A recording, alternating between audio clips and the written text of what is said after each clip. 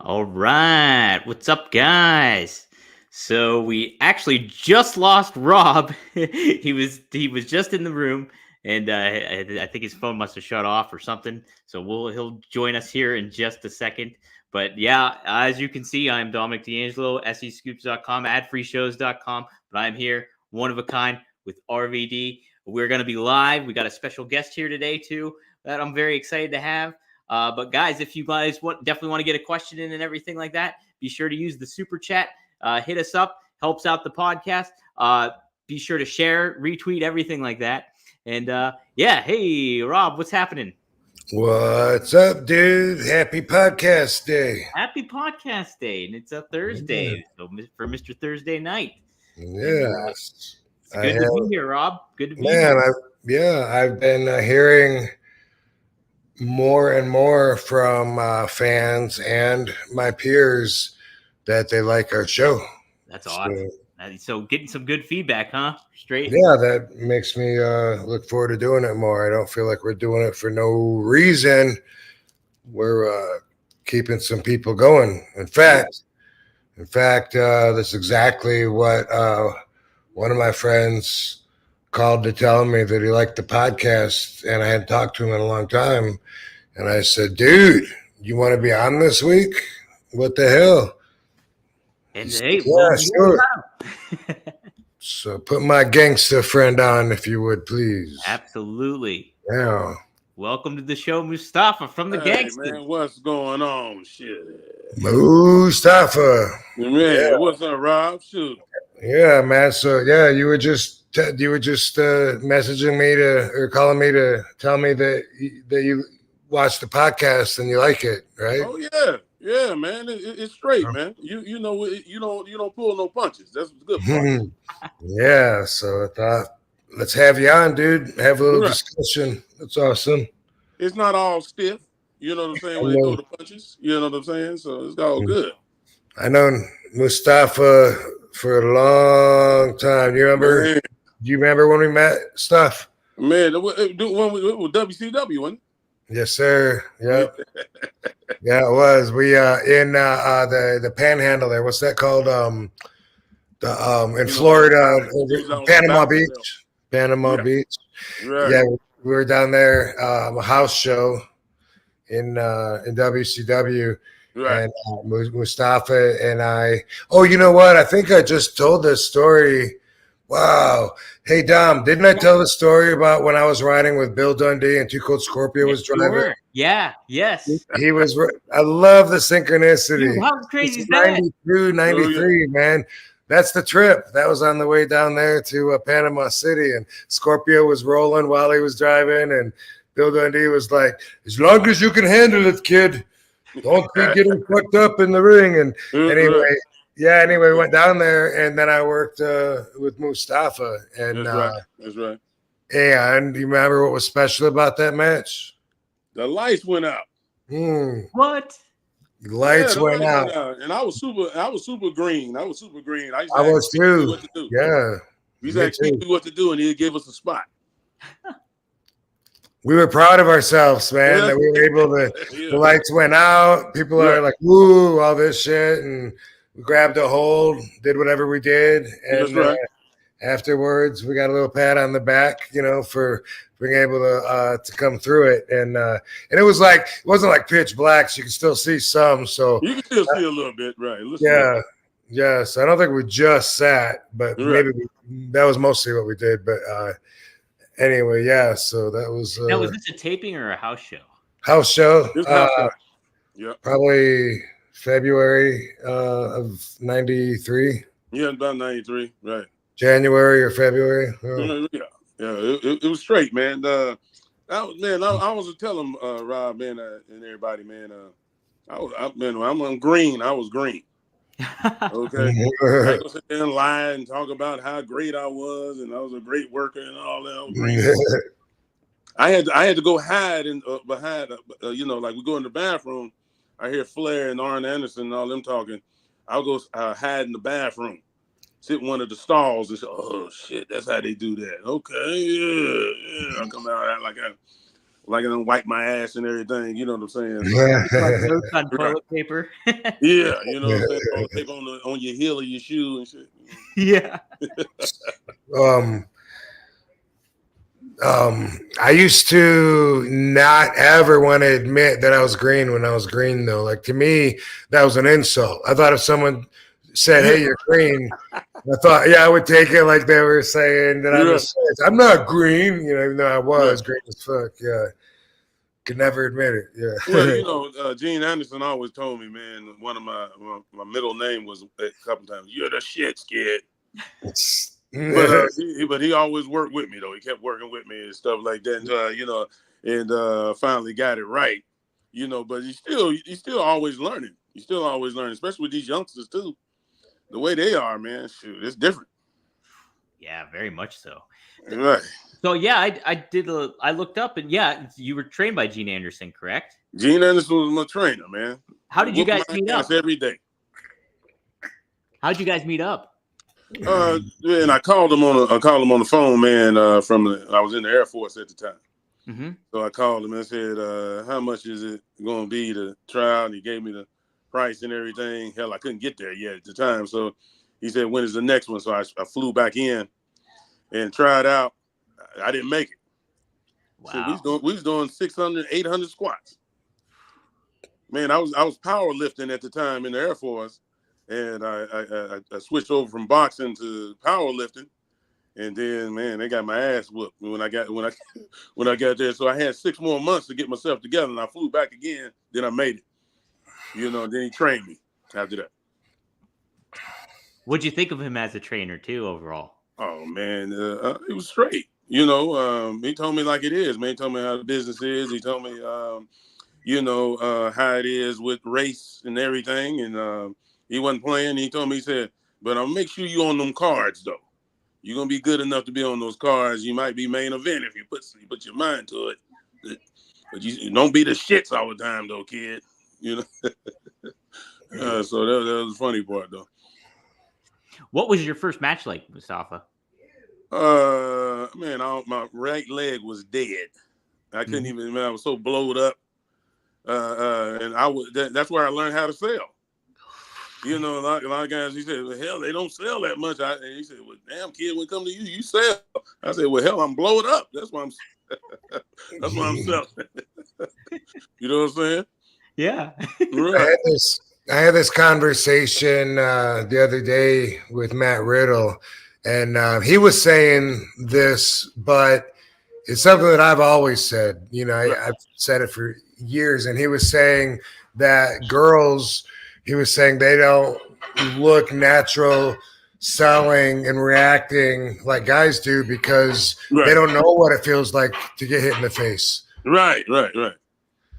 I've always said that, and now they're way better than they used to be, but they used to look unnatural, the women, and looked like it was really hard work for them to try to, pull off just going through some of the physicalities. And I always said that's because, they don't know what it's like to really get hit, and that makes it a lot easier to sell, right?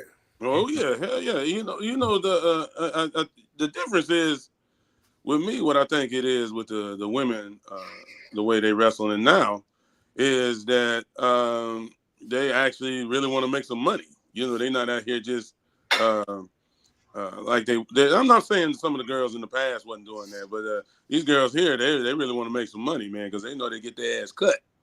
You know what I'm saying? So they know it's coming. That chopping block is boy. When they show up, it's a wrap. I can tell you. So you got to be right when you go out there. Yes. Yeah. I feel like everybody, is in the scared of that same execution, and everybody works so hard now. Like back in the 90s, especially the early 90s, there was a lot of room for talent that really wasn't that good. Right. You don't see that nowadays. Like if the fans are really on somebody, that probably means they take too many risks and they fuck up too many times. And that's something about being green. You got to learn, when it ain't worth it. But there's it's nowhere near like the people that used to just be, they'd be big or whatever. So the promoters thought, money, let's have them squash all our stars. And then, that didn't work. That didn't work. Okay. Yeah. But now everybody, I mean, the bottom of the barrel is like really, really talented. And just to be on TV nowadays, you got to be really good. Right. What I learned was in the 90s, what we was doing, we had other places to go too. So you didn't have to really kill yourself in one spot and then feel all disappointed because they didn't want to use you. You know what I'm saying? It was about utilizing and making the money. It was other guys that was in WWE and all these other places.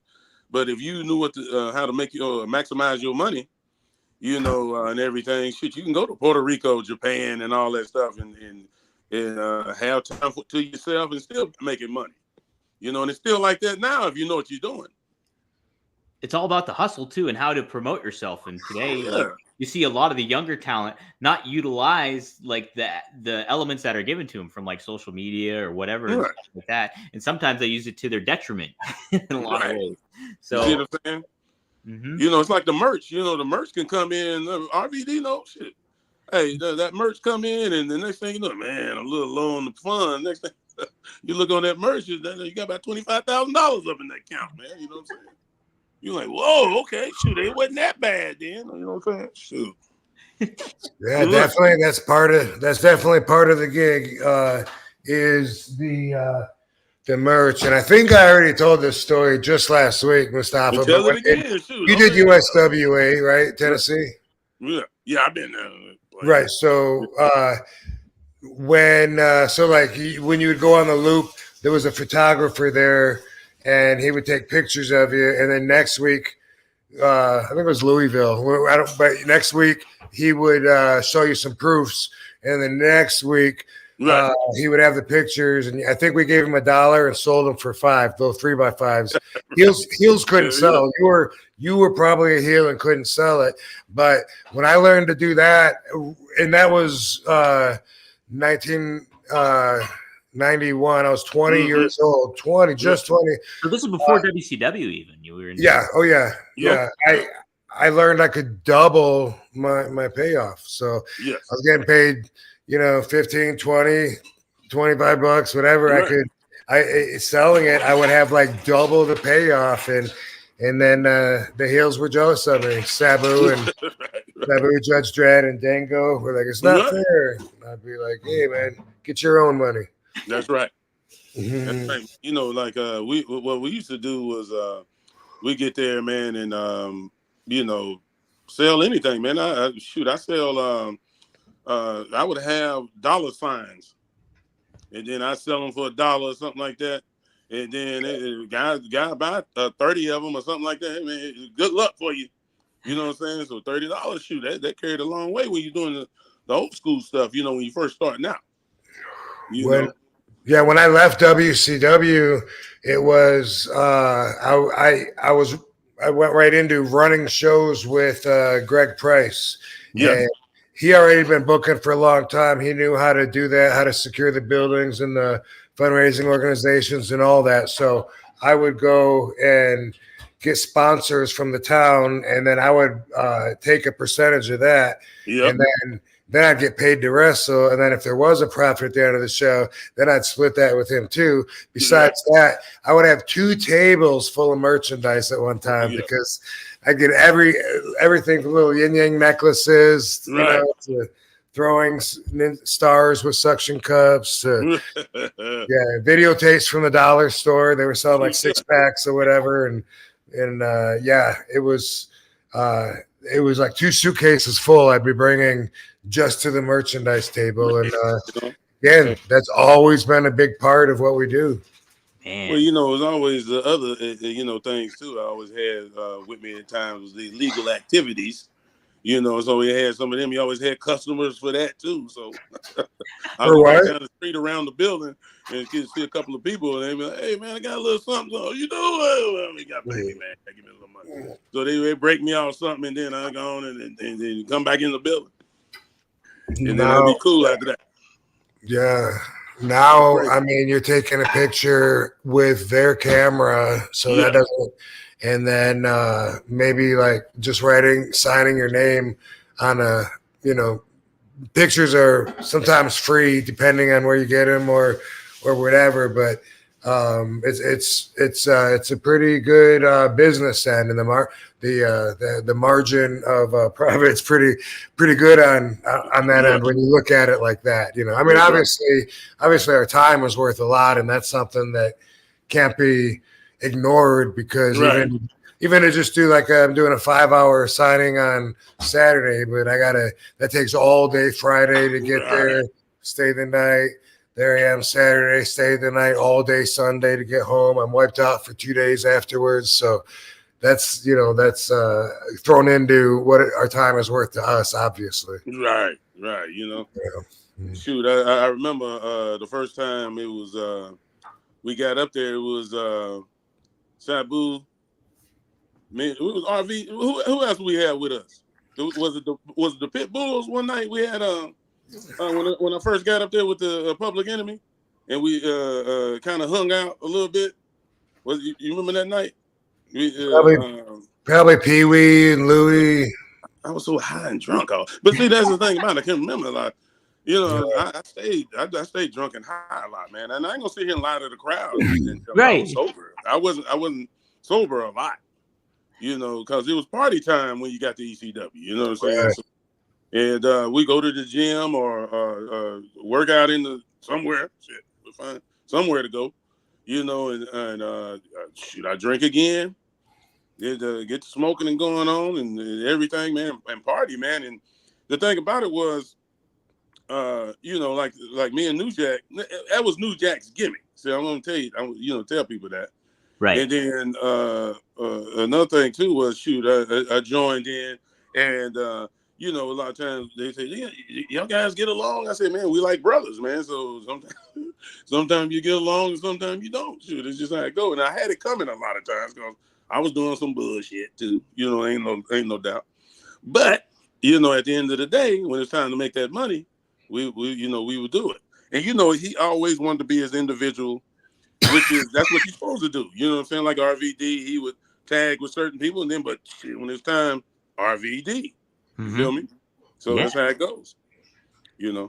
How was it working with like New Jack from the perspective of like, oh man, he can be so polarizing in a lot of ways, but also like kind of really pushing the limits and stuff like that? Was it sometimes you're like, oh man, that's a little too much, New Jack? Or how would that kind of work for you and your dynamic? Oh no, I was on autopilot.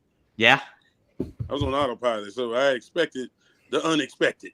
Yeah. So nothing never bothered me like that. And I was just ready to go and get in that business and make that money, man. Get in the ring and do what we got to do and draw some money. You know what I'm saying? So that's how I was. Yeah. It wasn't no problem with him because I knew that can possibly happen. You get bent out of shape over something, and that was okay. You know what I'm saying? That was him, and I never tried to stop him.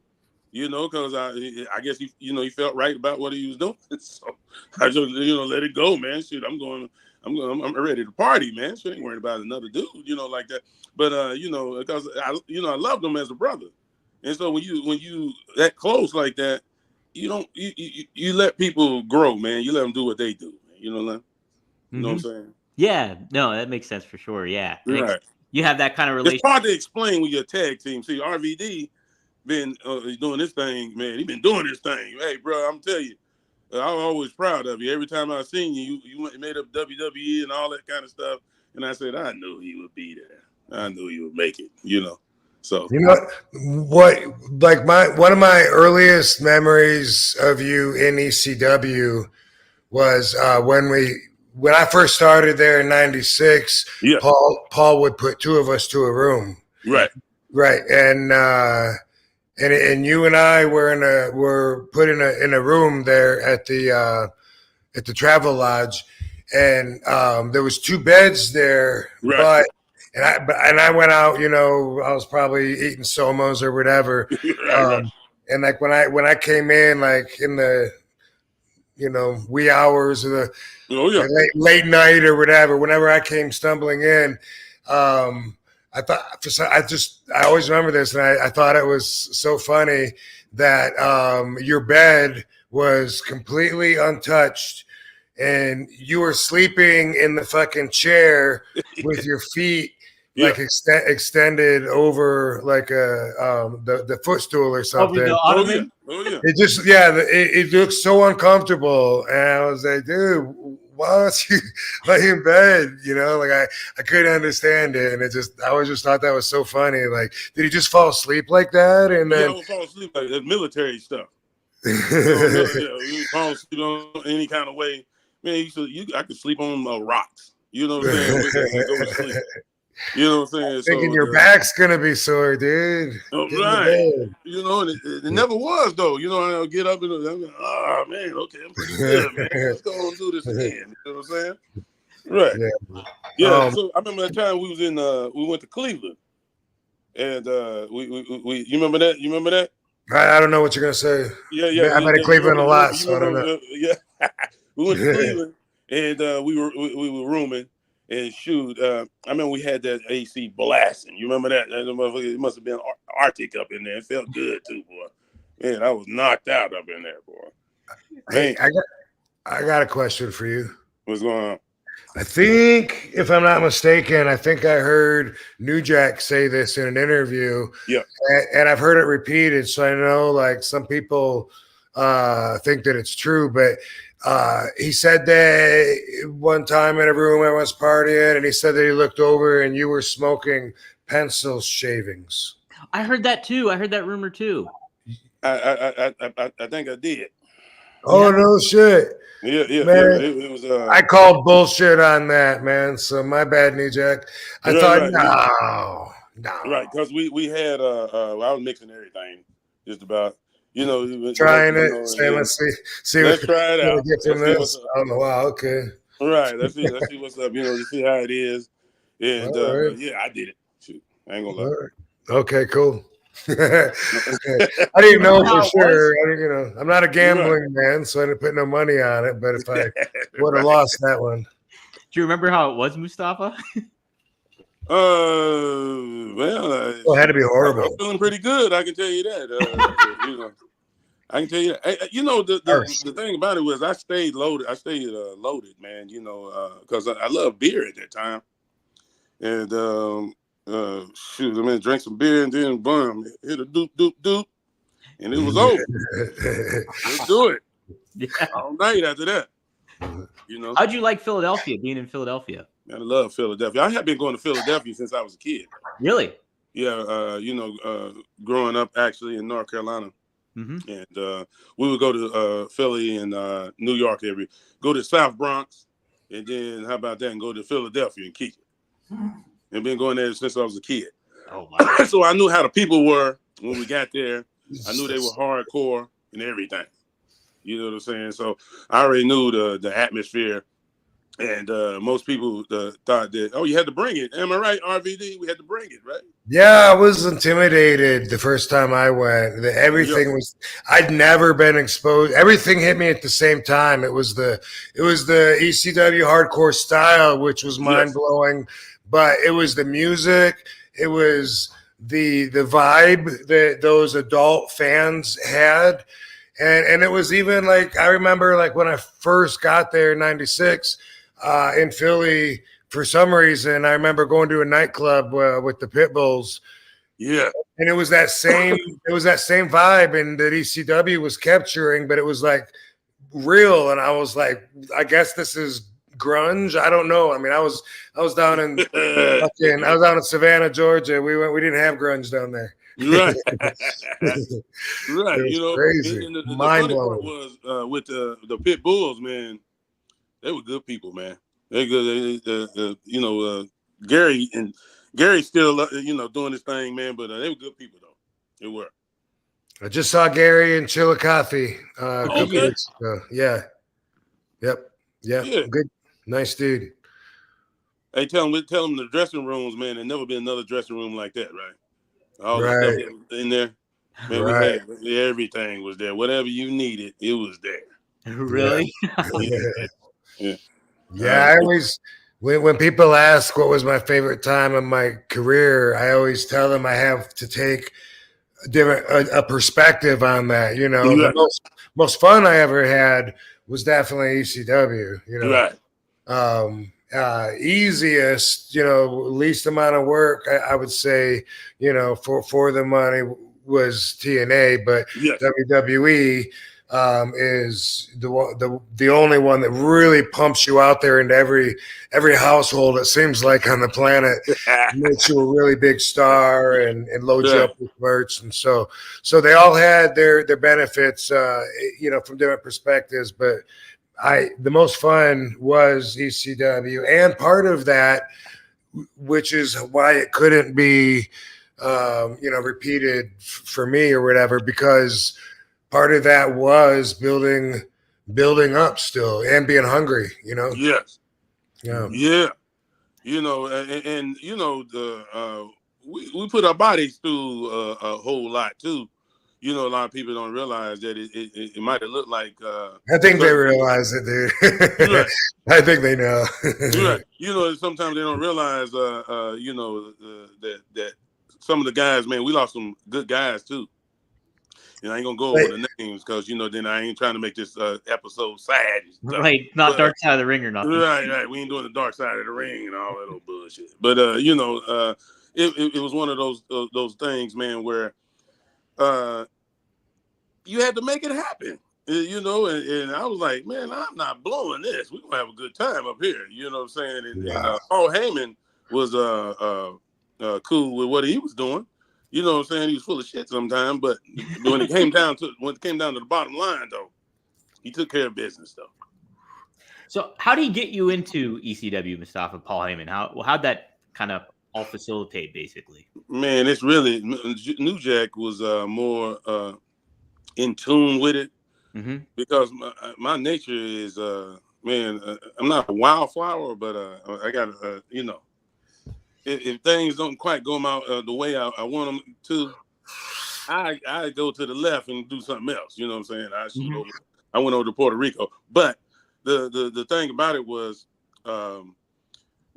Smoky Mountain Run was up, and so Jim Cornette made a call up to Paul Heyman, and man, it went from there. I don't know.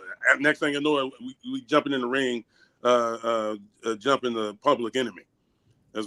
That's how I remember. You know what I'm saying? I can't go into details and you know, minute by minute details and stuff like that. But next thing you know, hey man, we were Public Enemy. And the cops, they man, it was rough, bro. You know, it was like we was really getting arrested. I was like, damn, I know this is a damn work, right? Shit. You know, because they had some big cops too, didn't they? RV, did you see? You remember that them cops? That night that they supposed to do that to us? What I spaced a little bit, dude. I'm reading the chat. When they invaded, when I'm talking about some of them cops that was there to arrest us that night. And at the ECW arena? It was huge, man. Yeah. Oh no, I remember that. I remember the fake young cop Eric Koulis. Like I know the dude's name. Like these other guys etched in my brain, you know. Right.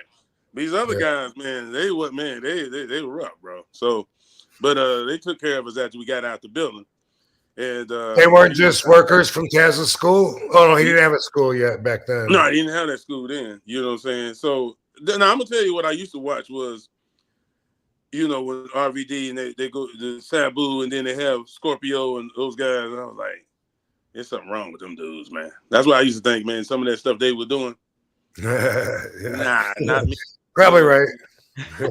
Yeah. I mean, they go jump here and they fly over here, and I'm like, whoa, bro.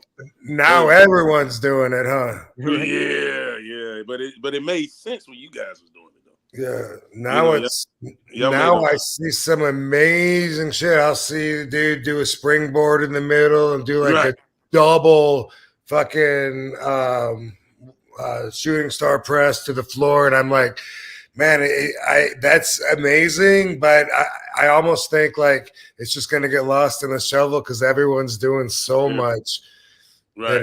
It's not going to be like it would have been if that was done, several years ago. People like my dive out to Bam Bam Bigelow in the crowd. Oh, yeah. Dude, compare that to a fucking double springboard fucking what did I call it? Shooting star press to the floor. Right. I'm going to be a little more impressed, by the other one, but it's just the timing. And I guess, what do they say? We crawled so they could walk, or however you say it. I mean, I have no problem with the youth, what they doing, man. You know what I'm saying? I have no problem with it. I do know one thing, though. Their knees, and I know them knees going to go in a minute. They better learn how to work. You better learn how to work down the road, because one day you ain't going to be able to springboard back into your knees going to be like that. No. Yeah, I wonder if that'll give them a shorter career average. Right. And I got guys that I train, and they already done. Some of the guys that was doing all that stuff, they already done. I'm 60. And shoot, they 34, 35. They quit. Okay. They're done. I would have to think it's an individual kind of thing, because I know a lot of these guys were inspired by me. And if I'm the prototype, I've been going like 400 years and still going strong. So, well, damn right. You RVD shit. Yeah, exactly. I'm one of a kind. Right. For sure. You know what I'm saying? That's the same thing down there. You watch the luchas. We out in the West Coast a lot, and man, you see some flipping and going, and then you look at it and say, man, how does that do? Oh, he's 55. I say, what? Still do all that stuff like that. You know what I'm saying? So yeah, it's the individual. It's always in the individual. They already looking at us kind of certain people see me and they say, man, you still working? I said, yeah. He said, well, I said, I'm 60.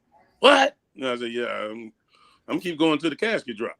You know what I'm saying? I'm gonna be a manager. If I can't move no more, hell, I'm gonna be a manager. So I ain't quitting. Going with the flow. Right. Man, you can't do. One thing about it was learning how to work. Nah, I ain't gonna sit there and say I'm some technician and I'm like Dean Malenko or somebody. I ain't gonna say nothing like that. But the thing about it was working with the rock and roll. And I remember I told RVD this story. So Ricky Morton, he said, "What's one of your favorite moves?" Well, I like to do this reverse Japanese suplex. He said, "How about let's not do that?" So he said, "Do you want to work? How long do you want to work?" I said, "Man, as long as I can go." He said, "Do you want to work till you about 60 or 70?" I said, "Yes, sir." He said, "Well, just follow my lead." I said, "Yes, sir. Let's do it." Shit. Went out there, man. It was cool, man. And he's right. Because there was a lot of things that I could come off the top rope when I was younger. I wish I would. Now, it gotta be some paper. It gotta be some real paper to come off that, like doing all that stuff. You know what I'm saying? Right. So, because we never copied each other's style or nothing. Because first of all, we couldn't. Okay, you know what I'm saying? I never tried to copy Sabu or Too Cold, and especially RVD. I ain't even tried that shit. That's the real deal. It doesn't seem like anybody did everyone else's he was moves. Doing. I'm serious now. Now people think that man, we real close. You know what I'm saying? But I'm keeping it real. I looked at some of that stuff and I said, man, give me another drink. When we be in the back. You know what I'm saying? Give me another drink. Do you see that? And nobody would. I'll be the only one to see it sometimes. I'm not saying everybody in the back wouldn't look. I said, you see that? He said, see what? Oh, man, get out of here, man. Give me another drink, man. Shit, I know y'all seen that. You know what I'm saying? So he would do this thing where he would hit the top rope, do a somersault over the rail, and what was that, a splash or something you would do? I said, man, nah. Yeah, but So now that's how we're looking at Darby Allin. I don't know if you keep up with the product. Yeah. So now I watched him. So the stuff he's doing, and even Sammy Guevara, I saw him do, a couple. I saw him jump off like a 3-story ladder. It looked like, and so now that's how we see them. Is it's kind of like, whoa, that's crazy. But then they're saying, hey, people are talking about me, Yeah, same Sammy thing. was out there where we was at. It's just evolved. Yeah, it's just evolved, but it's the same position. Right. Because I used to tell him, I said, man, I don't want to see you ever again. Because you that good. You know what I'm saying? Yeah. So it's like Jeff Cobb. Just like Jeff Cobb in New Japan. I told him, if I see you one more time, we're gonna really fight. I know you can wrestle your ass out. You probably shoot on me and shit. But I said, we're gonna fight next day. He was gone after that. I like watching him. He's good. He was gone. He went on to New Japan. I saw him and Brian Cage at one point at some show in California, and that's when I really took notice of both of those guys years ago, 2016 actually. And I was just like, wow, like both these guys. They kind of chain going down. Yeah. Cobb got me in a suplex. We work each other. Cobb got me in suplex. He held me up there, man, a good minute. I said, you can let me down now. If you yeah. They blow themselves up just to hold you before they fucking throw you. Yeah. You can do that twist too. Just and I said, where am I going? Where am I going? You know what I'm saying? Yeah. So they take that bump for him. But he was something else. I got also J.R. Kratos. He's up in the NWA. Mm-hmm. I've heard of him. Yeah. With it too. Yeah, he's out there. We'll work him a few times, and man, he improved a way more than what you've seen now. So he got some talent, man, that I went through that I'm proud of. You know what I'm saying? Man, yeah. Hey, I just want to make a quick little comment. I always say, as far as critiquing wrestlers today, I always feel like I do have a lot that I know could help them, but I don't feel like this is the platform to do it, and I don't want to have a seminar or whatever. But every once in a while, I just leak out a little something. When you mentioned luchador wrestling, I just want to say this, just in case any wrestlers are watching the podcast or listening to it. If you were inspired by luchador wrestling in this fashion, where you go to throw the guy off the rope just by giving him a little spank on his back and he takes off running. I can't take anything that you do seriously after that. I don't care if you throw the guy off the rope by giving him a little fucking spank in the back, in the middle of the back, a little tiny little pat, and he runs. And back. I'm already turning the channel first up, and I don't care if you jump up and do a triple backflip into a drop kick at that point, because I just saw the guy take off fucking running, and that's disgusting to me. So I can't lie. Hey, I can't lie though. I watch it, man. I watch it, man. You know what I'm saying? Because I try to bite off everything. Yeah, no, it's definitely got its fan base. I just hate that part about it because I hate it. You know why? You know why? Right, man. Another thing too is watching Rey Mysterio, because that's what he was doing. He's doing that stuff, man, and. Man, he evolved. So that night, I think that's when everybody was kind of getting ready to start leaving RVD. Y'all about to start going up to New York. Let's say New York. WWE. Yeah, that's how old I am. Shit, I'm steak and potatoes, man. New York. Century, you know what I'm saying? But so Ray comes up to me and asks me, said, "Man, you got a shot in WCW?" I said, "Hell, Ray, I can't do what you do. Shit, hell yeah, you got a chance." So, man, go on, take advantage of it, man. Go on, do what you got to do, So I was when I took this is another thing though. One thing you got to really watch too, man, when you're doing these things, man, is people take stuff out of context. Mm-hmm. You know what I'm saying? So they had a couple of guys. I ain't gonna bring their name. Wow, hell, I'm Monty and Pharaoh, and they had a thing that kind of made me look like I was making like Bruiser Brody deserved what he got, kind of thing.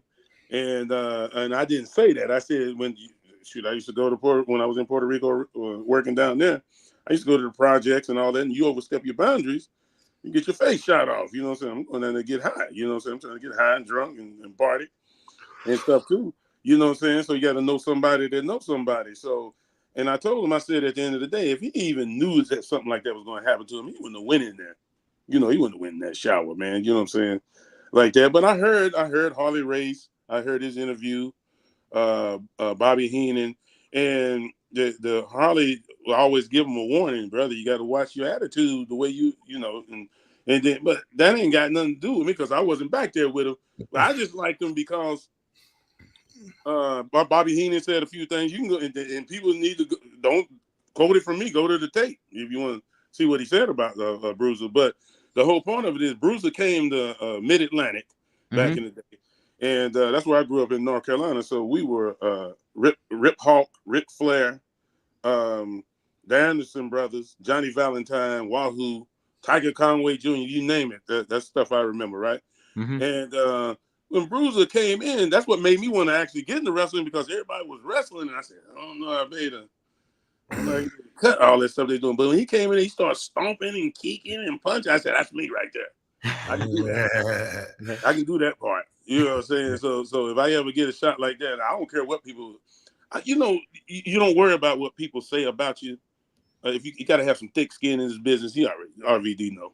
And you know, they're gonna tell you I don't like your work and this and that. But look at me as I go to the bank. How about that? That's what it boils down to. Right. I remember I was doing jobs for WCW, and some of my partners, they'd be like, man, I don't know, man. I don't know how long your career gonna last. Man, what you doing after this? I said, I'm going to the bank.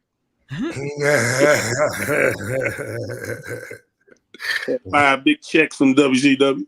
You know what I'm saying? But people do that because they don't know you as a real person. They only know the image. Right. And the image is going to be compromised if you keep doing it too long or if you get beat too many times or whatever. That's bad for them and their impression of you, which is what the image translates to. They forget that you're actually somebody that picked a damn good career where you can work for fucking decades and not sit in a cubicle. Right. And the first part is you catch everybody that used to do jobs.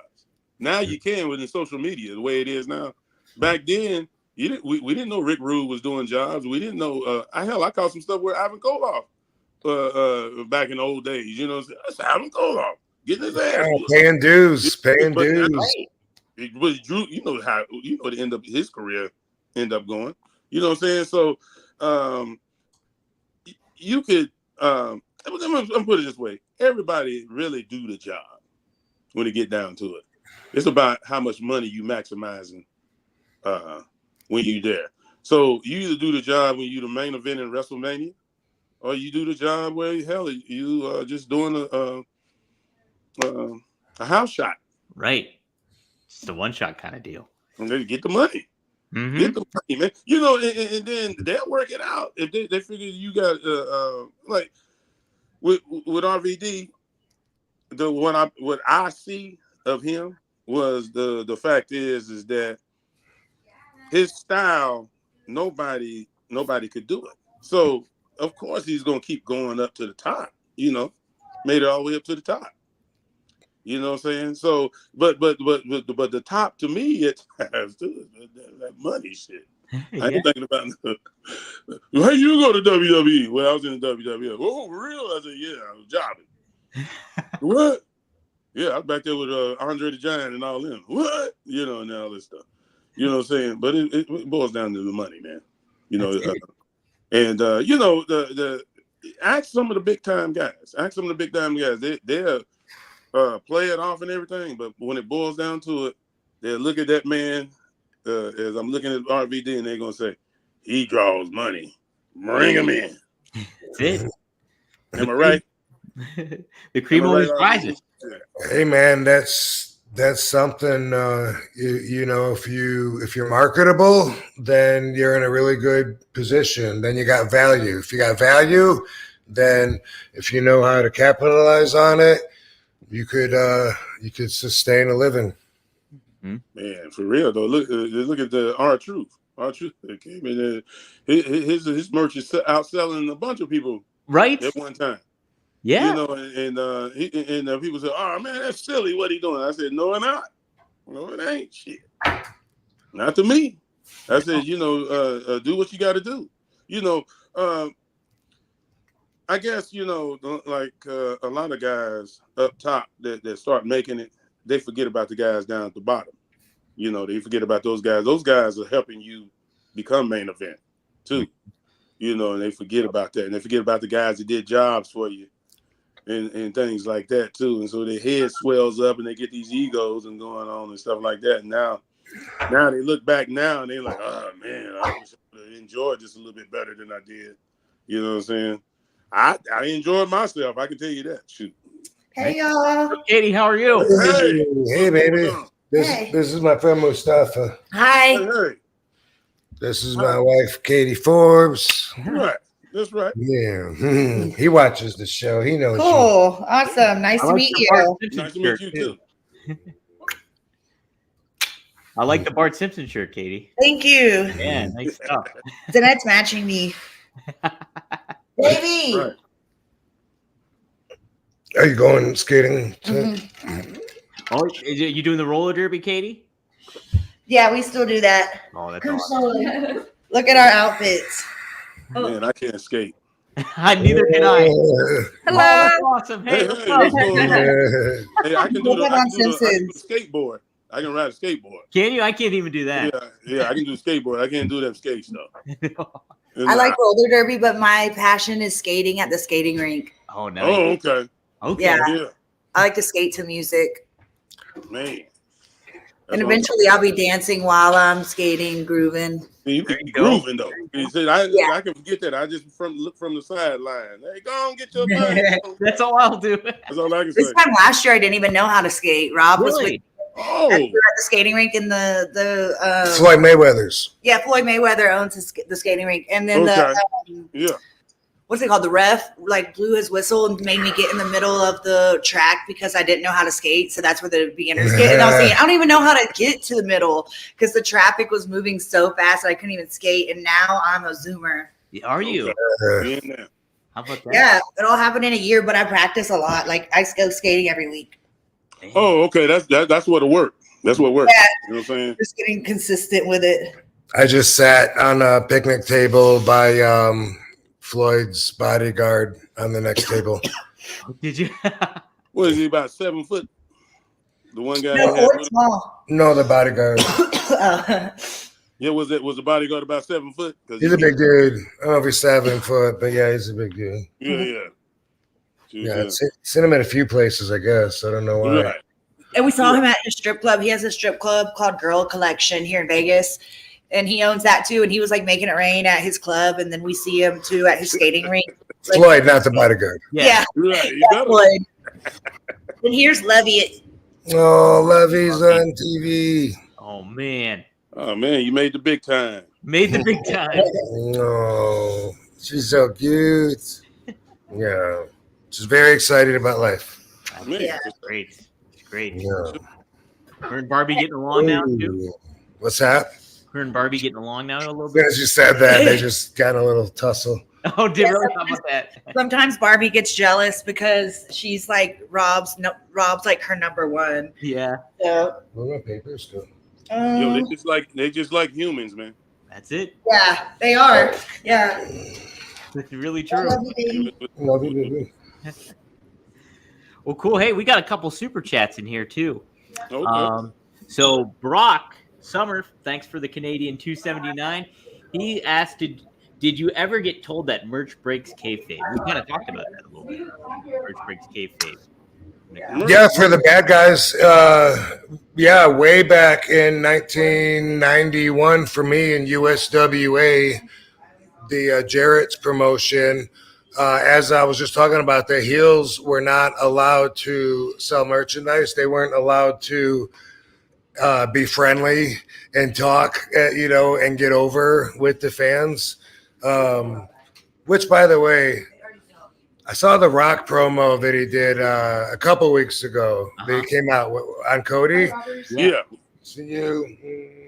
Have fun. I love you, baby. Love you. See you guys. Bye, y'all. Have fun. Yep, take care. Have fun. And it was a really good promo, but he babyfaced it. And I told Katie, I said, watch though. He's like reeling him in, and he's gonna turn on him. You know, watch. Okay, well he's getting him in deeper. Then he's leaving a babyface. Okay, my bad. Was that when he was in Memphis and he was doing the Rock concert, Rob? Yeah. Yeah. Babyface the whole thing. Yeah. Well, I think that as far as for me was I used to bring some stuff and we go to the clubs and sell it. Oh. So we get into some of the clubs and I'm gonna get my money. You know what I'm saying? Shoot, I brought some other stuff up there too. Shoot. You know what I'm saying? Where I would go. But and I was gonna get my money, man. So I didn't go buy it. I know what you're talking about, RVD. But I didn't do that, man. You know what I'm saying? I said I'm gonna get my money one way or the other. You know what I'm saying? So how about that? All right, good question. Seth chimes in. Thanks for the $9.99. He says, RVD. So CM Punk famously wears controversial political message T-shirts to the ring on TV, like abortion rights and stuff. Maybe you should think about wearing a cannabis rights shirt on TV on 420. Rob, what do you think of that? Well, let me put it this way. What makes you think I haven't? Right. How about that? Pay attention over the next couple of weeks to a little noise that hopefully will get louder by then. Something really cool that we're working on. How about that? Well, I don't know about the political part. You know what I'm saying? Now the 420 ain't no problem. You know what I'm saying? But CM Punk is a different mold there. So go on and do your thing, CM. Yeah. Yeah. No, it is, and it is obviously RVD 420 related.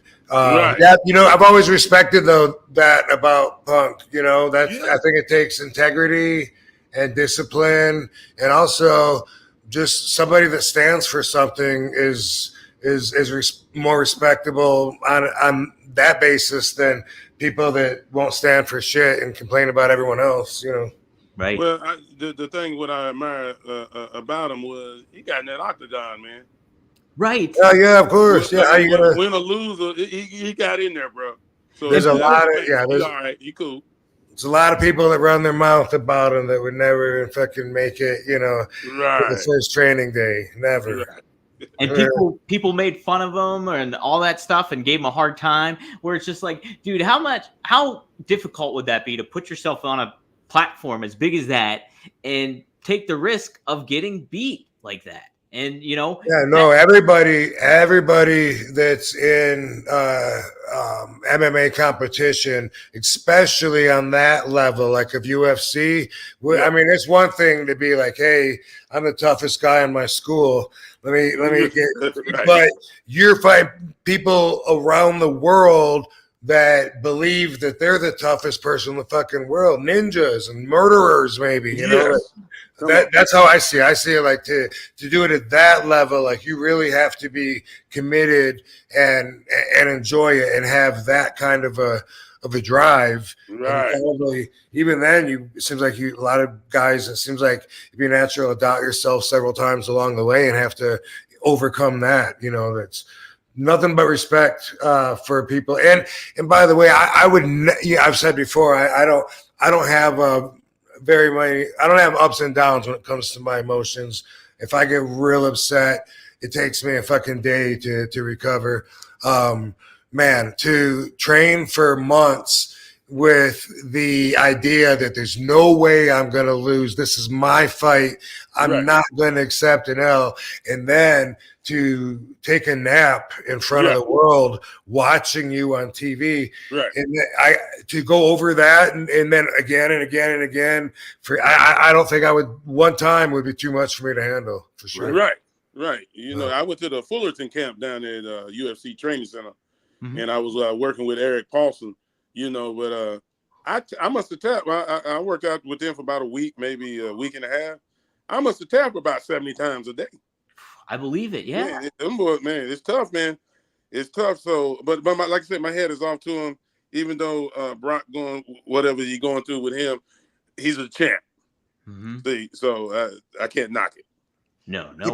People are so stupid. I had one guy that I knew after CM Punk lost his second fight. Yeah, he was convinced. This dude was convinced that he could beat CM Punk. And I couldn't even talk to, and he's not even, a fighter or not even any, and I couldn't reason. I'm like, dude, you're serious right now? And he's like, yeah, I know I can. He's got no ground game or whatever the fuck he said. I don't know. I don't remember exactly what his critique was, but people are fucking crazy. They are nuts out here, boy. Yeah. No, but it's what makes CM Punk is he's not afraid to kind of do stuff, put himself out there, and whether that's polarizing or not, it's attractive to people, and it makes a connection with people because people want to do that. They want to be outspoken or they want to say something, or yeah, true. That's it. So it's just they live vicariously through him. So that's what makes him so cool, I think. Right. All right, another super chat for Seth. He said, "Oh hell no, the flip dive." Did I tell you about the time that I almost gave CM Punk a ride to the airport? No, I don't. You might have. I don't remember though. Yeah. It's a real quick story, but it was during that time when WWE had relaunched ECW, and so we were on the same shows during the time when he, I guess when he was decided that he was the locker room leader, around that. It was around that time, and I just remember one time he asked if I had room in my car, and I was like, yeah, I'm by myself, and he said, cool. He just would I mind if he rode with me to the airport? I was like, yeah, no problem. And I was just like, that's an odd pairing. I was thinking at the time, but whatever. But I said, I just heads up, it will be a smoking car, and then he was like, yeah, never mind. Forget it then. I'm good. Right. I was like, okay. And in my mind, I always wondered if he knew that I just meant I was going to be smoking, or did he think I was trying to pressure him into it and say, if you're riding with me, you're smoking. You know what I mean? Because you could take it that way if someone was going to be a jerk like that and be like, it's a smoking car. So, just so you know what I mean? I always wondered, if he knew that I just meant, heads up, I'm going to be smoking on my way to the airport, I wonder if he would have still jumped out of the car option. Oh, man. He's a straight edge. He's that straight edge stuff, man. Mm-hmm. But the thing about it was, you don't want to ride? Bye. You still my boy. You still my boy, but bye. That's how I felt, yeah. I just always think that. We smoking up in here. Why would I ever care, though, and make someone else smoke? That's just... That's just more of my shit. That's more of my weed. That's hey, I meant to smoke a joint. Now I only smoked half a joint, motherfucker. Now I got to do another one. Right. He probably just didn't want the second hand. That's probably right. Maybe. Mm-hmm. Yeah. I think it's fair to leave that up to interpretation, though, because right. Yeah. If I ever get him for an interview, I'll ask him that, though. Yeah. Especially because that's the way the boys are. You know what I mean? It's you say you're in Japan or whatever, and you're trying to hook up with someone so you're not alone, and you're like, hey, what are you guys doing tonight? And they're like, oh, we're going down to the city center. Oh, cool. Can I tag along? Yeah, it's going to be a drinking night. That means you're drinking. Yeah. Mm-hmm. Yeah. That's a good point. Right. That's not what I meant. But. Yeah. Then the pressure's on there. Seth did say, oh, hell no, the flip dive in the Bam Bam match was the best high spot ever. Screw a guy smaller than me doing triple flips, he says. So, That's, that is something that I know the fans take into consideration is body size. Like I was first starting to hear that other wrestlers look at me as being athletically gifted amongst, even amongst them that I was gifted. Like I really didn't know until like 96, 97. What's that is? Yeah. No, I'll say you were. Shit. But I mean, I didn't know. I mean, I was starting to come to terms and understand the way other people were looking at me. Because for me, I'm a show off. I'm doing whatever I can and trying to be cool and entertaining. But I thought that we all are just egos and a pair of boots. So I didn't know. I didn't know other guys were looking at me as like, fuck yeah, he's. And then, fuck, what was I going to say about that? I lost my train of thought. Was it size you're talking about? Yeah. So some people started saying that I was the most athletically gifted wrestler in the business. And I was like, what? Dude, what about like Rey Mysterio, something like that? And they would always say, yeah, but you're 235 pounds doing that stuff, which I don't know if that should be a factor if you're still, but I do know that fans feel that way. And also, I had to describe wrestling to someone recently that hasn't watched it in decades or whatever, and I was telling them that I've dropped some weight, not on purpose, but eating and peptides and getting vascular and some pretty much everything I did, stepped on the scale, and I was like, oh, I didn't mean to do that, but then at the same time. Like throughout my whole career, there was pressure to maintain that 235 pounds or more, and I always felt safer there. Yeah. Now, if I'm like 225, might be the biggest guy in the dressing room if Cage isn't there. And I had to explain to a guy, there's not as you don't have to, because a lot of the guys are 190 or less, but also it has that factor where a lot of the fans watch it and they think I could kick this guy's ass. Right. So I don't know if that's good or bad, but that didn't used to be a thing when we watched wrestling. Everyone was a monster, right. 260 pounds plus, and there were guys you didn't want to fuck with, and so it's just how it's changed. So. Even though there's athletic moves and stuff, not everyone looks like an athlete or has a athletic physique or whatever. There's a lot of really ordinary people looking, and it's just how it's evolved. So I'm all right with it, but I'm just saying I'm aware that the fans do look at it that way and complain about it like a negative way, like he just did, Like Seth was just saying, I think he's saying, the fuck am I going to buy a ticket and watch these little guys that are my little brother's size, That's what I got. I think it goes in cycles, though. I think it goes in cycles. You'll start seeing sometimes you had these years where it's lean, they lean. I'm talking. But you think the style will change? Stop. You think the style will change in a way that bigger guys will be the medium? Yeah, it goes in cycles, and but we need those small guys too, though. I hate, a lot of people don't believe. I'm thinking like a promoter. Mm-hmm. I can't do some of that stuff, so come on. I let them come on over and work with me. You know what I'm saying? Because like I said, you can do some stuff like RVD a little bit. Yeah, I can. And I see him in the ring. Come on, man. You can come on and work with it. Even though he don't know how to work, he can't work that good, but that stuff is impressive. You know what I'm saying? Enough to get the crowd going. So who am I to judge somebody like that and tell that ain't going to work? You know what I'm saying? I don't do that. So I let them go ahead and work. I done trained people with one arm and all kind of stuff. Nice. One leg. One leg. I had a feud with a guy with one leg. Really? So, in Fresno. So hip hop. He's a guy named Hip Hop Harry. But you know, so when he would come in the ring, I would work that leg, and then to piss the people off, I would hop on one leg. I would hop on one leg and stuff and show him how, you know, like that. So, you know, but he could work. He worked pretty good. You know what I'm saying? So, but the crowd loved him. Mm-hmm. You know what I'm saying? So you had to be a good judge of character, you know, because there's some hit and misses, as WWE does. They got some hit and misses, and they missed some good talent and let it go out the door.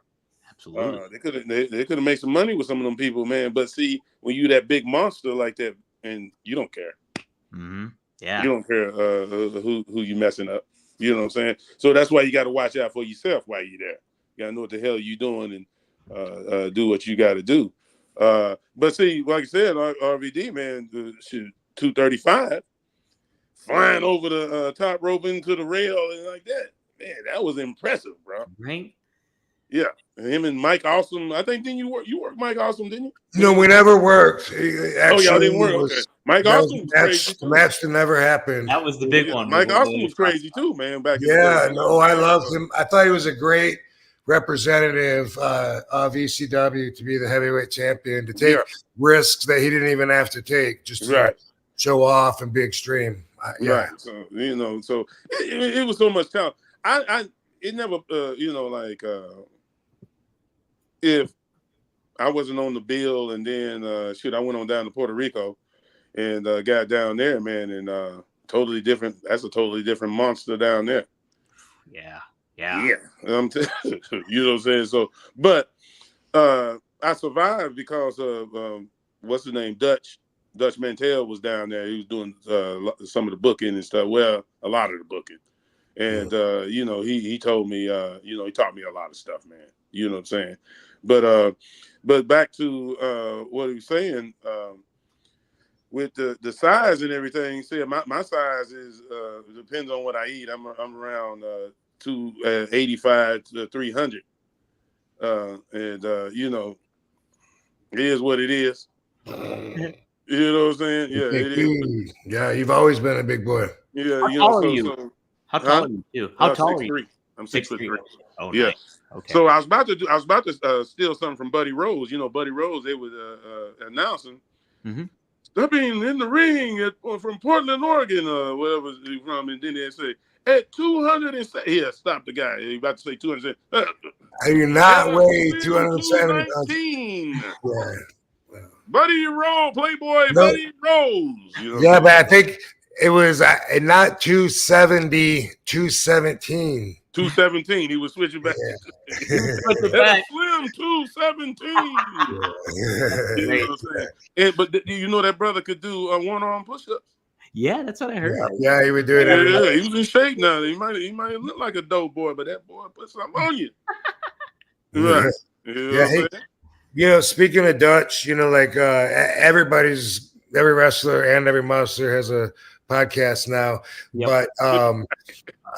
But I get to where I really enjoy some of them, like as part of my day, you know, and I like listening to Dutch Mantell tell stories, and I like listening to Nash, Shane Douglas, and it's I like to get their perspective and just hear them tell stories. I like the little, 3-4 minute clips, because it's a commitment to click. Oh man, I don't want to be still sitting here for 30 minutes. I'll be, I want to do stuff, but I'll watch 20 of the 4-minute clips in a row. That's what I do. Yeah. But man, I noticed like recently, like some guys that I don't even know, I just really enjoy, like Bobby the Brain Heenan. Like I didn't even know him, but watching his interview, I'm like, man, I love this guy. Like I remember being a kid looking up to him, and then now hearing him, like sitting on a couch in a shoot interview. Not only is he entertaining, but genuine and sensible. And, I feel like Bad News Allen. I feel like I would have really liked hanging out with him. He seems like. Yeah. He had some good stuff, but I was a little more obsessed with Ole Anderson. Oh, how he was running running businesses and stuff. You know what I'm saying? And you know when you're successful, people are not going. Some people are not going to like you, and they you know, and everybody had different opinions about them. I dealt with them. You know, I told RVD I ain't gonna even bring it up. The man, rest in peace, man. You know what I'm saying? So I dealt with him, and I got his respect. You know what I'm saying? So that's all I can say about that. But he listening to him, and he was talking to not Stu Hart. What was you know they got so many Harts. Good Lord, a lot of heart. You know what I'm saying? But anyway, who? I'm not sure. It wasn't Stu. It was one of the other Harts that was doing one of the sons, Ross Hart, Bruce Hart. Bruce. It might have been Bruce. Bruce Blonde. You know Blonde. Right. It might have been Bruce. But you know, he did an interview with Oli, and that's the one I listened to. And like I said, I'm the same way like RVD. I listen to I can listen to Nash sometime, but I ain't catching myself listening to Arn Anderson on a lot of things too. You know what I'm saying? So, because I think I'm not just thinking for myself. I think I'm thinking for other people to help them, you know, that's coming behind me. And I got a big mouth anyway. RVD already know. But I got a big mouth, man, and I talk a lot, man, and I talk you till you go to sleep. I just talk him to sleep. He be out and just, I said, yeah, RVD, yeah, man, you know, when I'm going to do this and I'm going to do that, he be knocked out. Then I go steal Sabu's protein when he sleeps. Protein. Yeah, I tell you, every time his protein was missing, and I finally admitted to him, we was at TNA one time. I think it was all together. I said, Sabu, you remember all that protein stuff you used to have all the time? It was real good. He said, yeah, I stole it all the time. Yeah. That shit was good. Hey, were you there the day that Nicole Bass wanted to fight Little Guido over a chicken? Oh my God! What? That was off the chain. Yeah. What happened there? She scared me.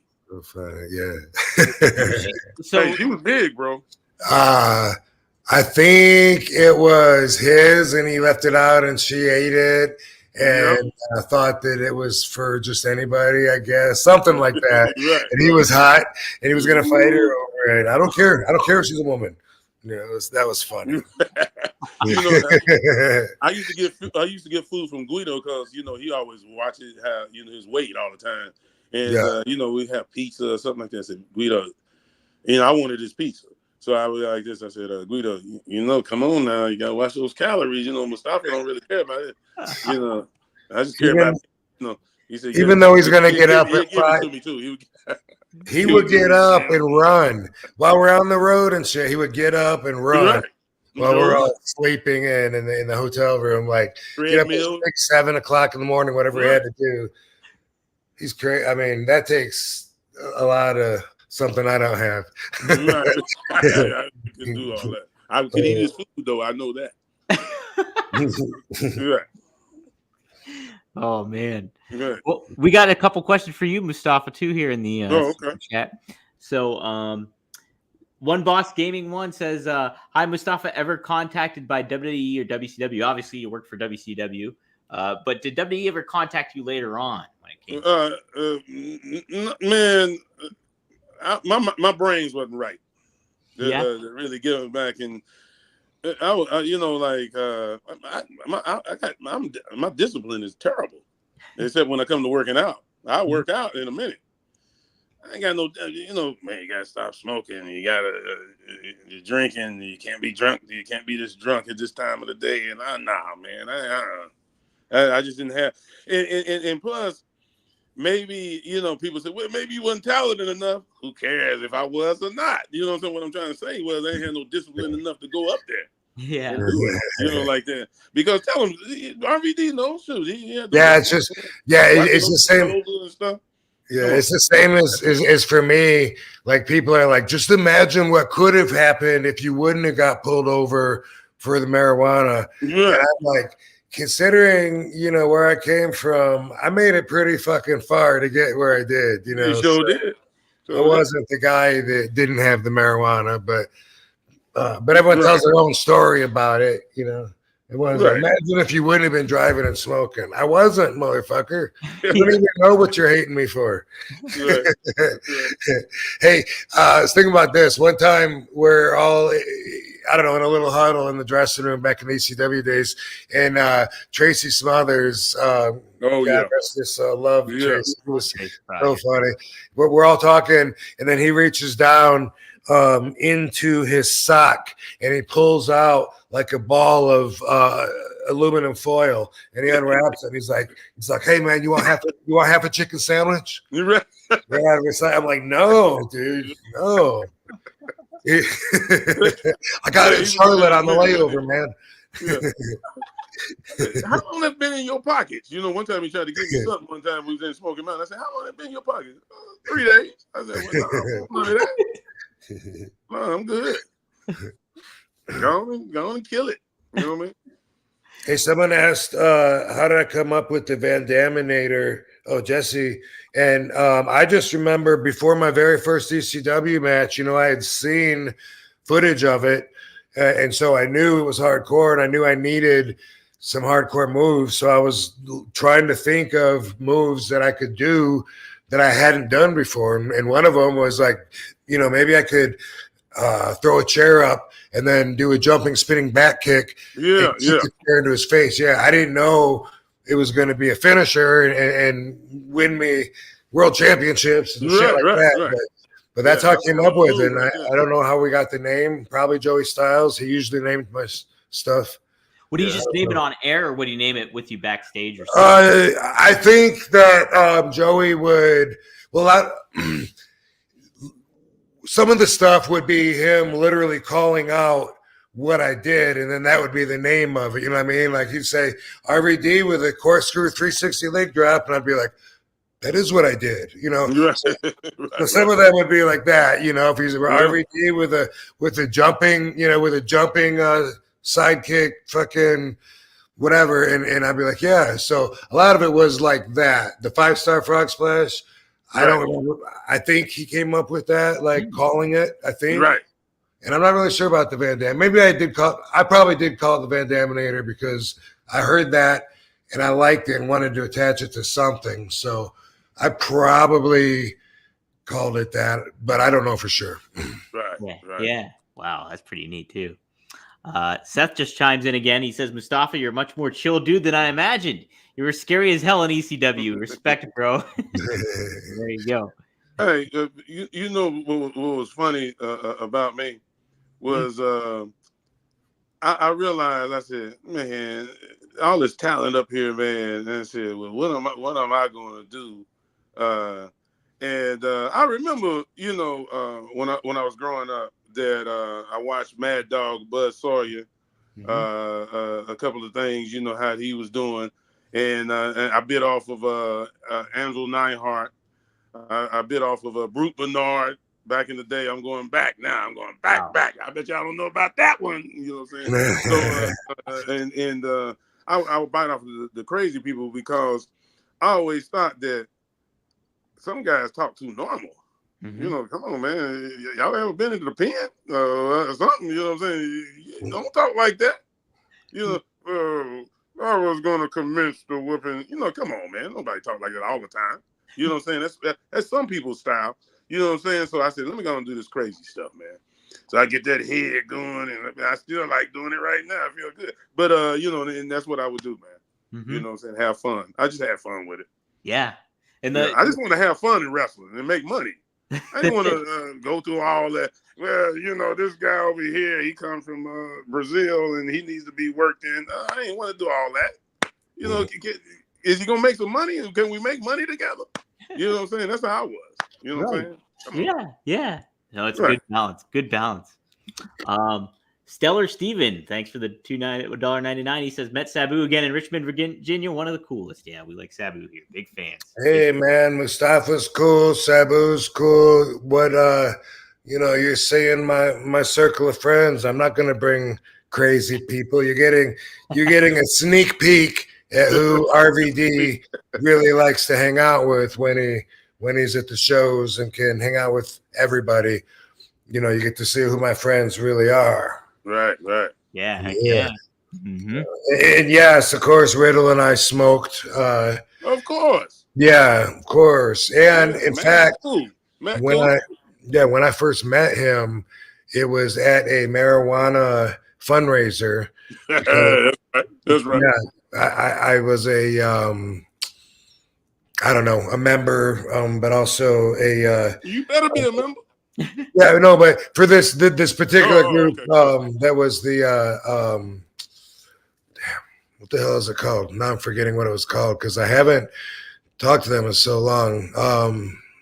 The medical, anyway, dude. You know they do a different name for it because I work at these places too. Okay, so they got this is a medicine for. Come on, man, I know what it is.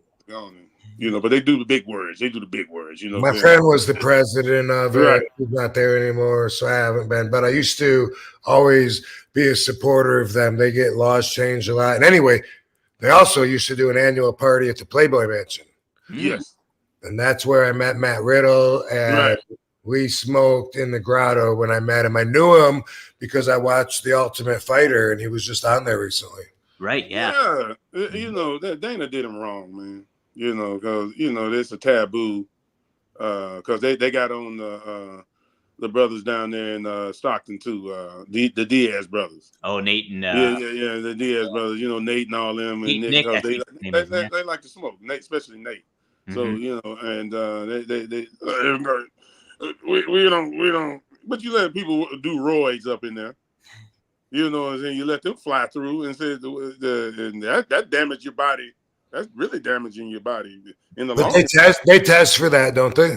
They test for it, but it depends on who's drawing the money.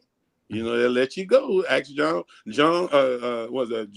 Bones Jones. Yeah. Right. But he also had coke. He had coke. Yes. Yeah, he had coke. But he was a draw. Yeah. And they was like, we'll work it out. Dana, you're not Dana. We'll work it out. Just go on back to Arizona. It's exciting to watch. You're right. You know how you do. You know what I'm saying? So, and people say, well, some people, they let some people go and some people get caught and they all on them. And I said, well, that's life. Yeah. And by the way, it was MMP, Medical Marijuana Project. That was the. See that? Right. Big words. Big words. You see what I'm saying? Make it look good. That's what they do. Fredo 499. He says, "Hey, who would be in your all top 5 / Mount Rushmore for ECW, WWE, and WCW?" Holy crap, that's a lot. You ain't catching me with that one. I ain't doing that. Right? How about let's Rob, how about your name some? Just name some. Well, we done ECW. Well, I think we've done all those. I don't know. Let's go with ECW and let's put you. Let's put me and Sabu and you. Taz. Let's put the Gangsters and Franchise and Raven and Dreamer, yeah. Dudley's good, yeah. That might be. Maybe also the Eliminators. Yeah, hell, I take Sandman. Sandman was Sandman, yeah, duh. Sandman. Sorry, heck. Right. So that's a lot of the OGs right there. We call it out Tuco, right? I mean, even more so part of the regular group. Right. Stevie Richards and Blue Meanie. Right, Stevie Richards. Douglas. Blue Meanie I said and all them. Oh, did you say him? Okay. I might have called him Franchise, but Franchise. But yeah, you're right. Could do Scorpio, could do Candido. Right. But WCW, dude, man, that's the one that I watched the least amount. So that would be easy because I had mostly an outside perspective of that. I didn't grow up watching it.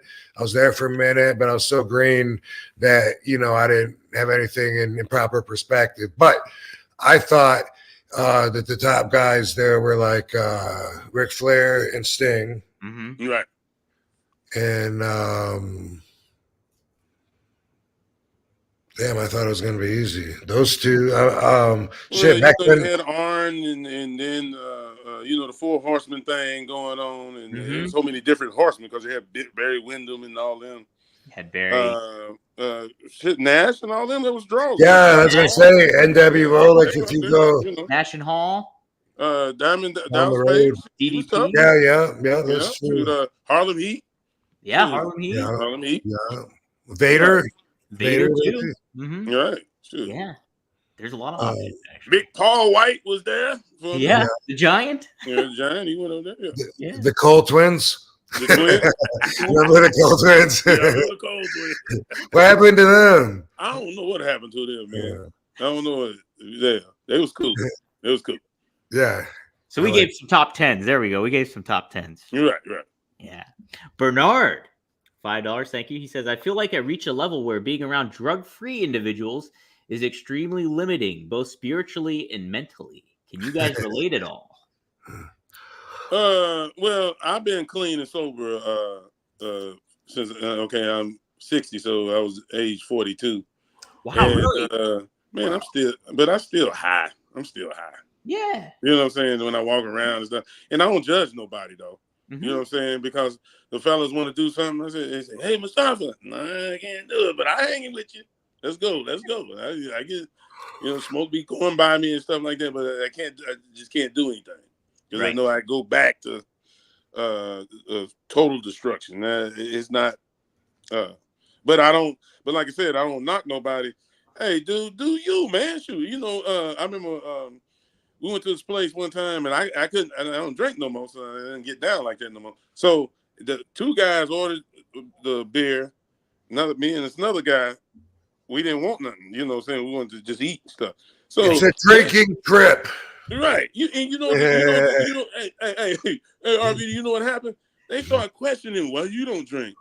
I said, if that man don't want to drink, he don't want to drink. And then I told him, I said, when I was drinking, I didn't give a damn who wasn't drinking. Icky. Right. Come on. You ever been to Japan when they force you like that? Yeah, oh yeah. And I drink them under the table. When we was at the karaoke, I tear it up, boy. They was like, hey, them Japanese was like, you can sing, man, you can sing. I said, I know I can, I'm drunk. Shit, I'm feeling good. Right. Give me some of that Korean barbecue, too. Yes. Fuck yeah. Damn, I wish man, that sounds good. And for me, I think it's individuals, really. There's some people that don't do anything. They're completely sober. That I really enjoy their company. Right. There's some people that smoke. I don't enjoy their company. Right. Yeah.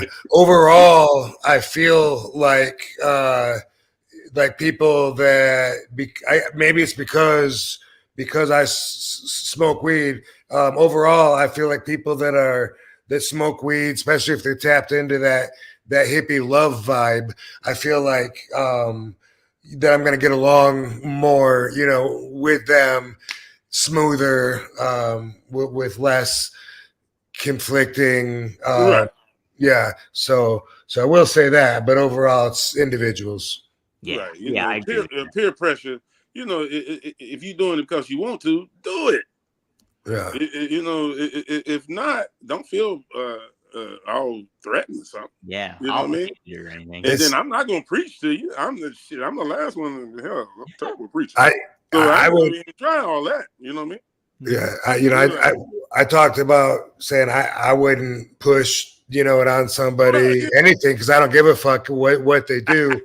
But a lot of people will make themselves do it if I'm around. Like if I'm with a couple people smoking, someone that doesn't smoke at all will go up there and they'll be like, Jimmy, you're smoking? And they're like, well, hell yeah, I'm not going to pass up a chance to smoke with RVD, even if it's not their thing. You're right. That happens a lot.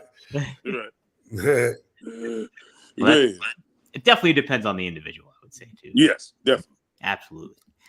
Stellar Steven chimed in. He just said, I attended a Josh Barnett seminar. Oh, boy, did he make it? Did he make it through? He was there. Whoop your ass. Apparently. Yeah, right? Yeah, Josh Barnett will whoop your ass. He's the UFC champion. Right? Yeah. He's a big dude, too. Yeah. Mm-hmm. Yeah. He's a California boy. He don't like the leg slaps. You better not do that. You do that at his thing. That's the last time you be working for him. What is that? He was doing the promotion called Bloodsport. Yeah, Bloodsport. Yeah. About that. If he ever reached out to you about doing that. Maybe. Mm-hmm. What is it? Is it just a wrestling card, or it's more of a wrestling? Yeah. It's more wrestling oriented, obviously, but it's got a different, like, kind of like almost like the what is that shit that they used to do? That Raw Underground, but more legitimate looking, where it was like I don't think there's ropes, and I think there's just like a fight kind of thing going on, straight up fight. But that's different. That's way different. Yeah, just very Huh. It was like Boss Rutten, Rutten. I hope I pronounced his name right. Yeah, you did. Mm-hmm. Yeah, and they was doing that shoot thing overseas. You know what I'm saying? You remember that, the slap, and then they, Yeah, I'm trying to think. There was Pancrase, and then the other one was Lil Guido used to go to that one. You remember that one? He was there with UWF, I believe. UWF, right? Yeah, and that was shoot style, right? Wrestling. Pancrase. I'm blanking. All right. I allow myself a couple blanks a day because I do pretty damn good with my memory. My memory is getting sharper. Stop. My memory is getting sharper now than it ever used to be. Is that weird, do you think? Or does it go like this sometimes? Because I'm at the convention, I'm signing, someone taps me on the shoulder, I look up and it's someone I haven't seen in 6 years, and I'm always, like, hey, oh my God, Pat, what are you doing? Like, I never used to be able to do that years ago, and now it's always just like, boom. The names come to you now, right? Yeah. Man. Yeah, all the time. But anyway, I don't remember what the other group was. I want to call it ISKA, but that's not. No, that's not it. That's ain't that the weapons thing? They do the weapons stuff, Oh, damn. Yeah. Well, they do the. I'm gonna try to think of what the other one was. Pancrase, but was it Pride? It was UWF though. UWF and Pancrase. I was just K1 is what I was. K1. That's I remember. K1. Right. Mm-hmm. Right. K1. Let's see. Here's another one. Casey is Raw Gaming and Wrestling. Thanks for the $5. He said, when you won the ECW World Belt under the WWE umbrella, how do you feel winning in WWE instead of the OG ECW? I'm just curious. Thank you, RVD, for answering. So yeah, how did it feel? You didn't win it in ECW when it was just Paul Heyman's, but then you won it obviously in WWE. How did that feel different for you? What were your kind of thoughts process on that? So I was very happy with the way that everything worked out. I feel like I manifested the entire pathway because, one, if I hadn't brought ECW back by going to Vince and plugging the idea and all that, then I don't think I ever would have been beating John Cena. But I was the right foot to put forward when they were really gonna try to get behind ECW or make it look like they were behind it. Yeah. For a moment. Yeah. So I think that I changed the entire playing field, and then I ended up being champion. And when I was in ECW, that wasn't a goal of mine. I wasn't thinking, like, damn, I gotta. How long do I got to keep going before I get a shot at the heavyweight championship? I was making the TV championship mean as much on the card as anything else. They were looking forward to that match. So that was important to me. And I did want to wrestle Mike Awesome when he was champ eventually, but down the road, after we landed a TV deal and all that shit. So I'm glad that, I don't care that it didn't happen back then. And the fact that I was able to be such a big part of bringing it back, but on WWE's platform, so many more people could see it and then be crowned the king of ECW. That was very vindicating, I guess, for me. Yeah. And fucking it was because I stuck to my guns throughout my whole career when everyone was saying quit doing that shit and stuck to it. And eventually it's because I stuck to it that I went to the top and had that match. And it's because of that that I fucking had the WWE and ECW championship. Mm-hmm. It's a bigger deal. It feels like a bigger deal because it's on the mainstream platform. Plus, it's what ECW like grew to be, and then eventually, you got to get on this huge mainstream platform. So I think it's even a bigger deal than that. Yeah, and at first I thought it was going to continue to be a big platform, like a third brand, so it would have as many eyes on it as SmackDown or something. And then I learned right away that they thought hardcore meant renting the same shitty arenas that ECW used to rent, or ice hockey arenas, and then not advertising it. And then to them that was hardcore. So that part was very disappointing right away. Yeah, I believe that. It's like, oh, we're drawing the same size crowds that the old ECW did. That's not the point here, Right. Yeah. That's not the objective. Mustafa, question for you. Stellar Steven chimes in. Mustafa, how was it training with Eric Paulson? Pain. Hey, I'm gonna tell you what, that man knew 1,000 and 2,000 moves, man, and I hurt from head to toe. But he's a good dude though. He worked with you, and he took care of me, man. And tough dude, man, tough dude. He trained Brock Lesnar. No shit, really? They got him ready for that UFC. Wow. Yeah, you see him if you look at him in the ring, he's a blonde head dude that was right there standing beside Brock in the ring when I think when he won the championship. Oh, okay. Yeah, he beat Frank Mir. Frank Mir. Yeah. So he was a good dude though, man. And I'm gonna tell you right now, if you go to one of them dojos like that, if you ain't ready for that pain, go to 24 hour. You'll be fine. You'll be okay. You'll be okay. Shoot, because I'm gonna tell you, man. It makes you dig down real deep in places. Because I was one of those kind of dudes that if I started getting a little ego a little bit and somewhere, I'd go box somebody or wrestle somebody that was way better than I was and put me in my place, and things like that. And then come to find out I was pretty tougher than what I thought I was, too. There you go. Yeah. You know what I'm saying, too. So, the thing about it was I don't like ego. Mm-hmm. I don't it never made no money for me, So I never really liked it because I was like, man, you got gone, bro. They here show up, hey, what we gonna do today? And then take your ass on. I don't need you. Right. You know what I'm saying? Right. Ego gotta go.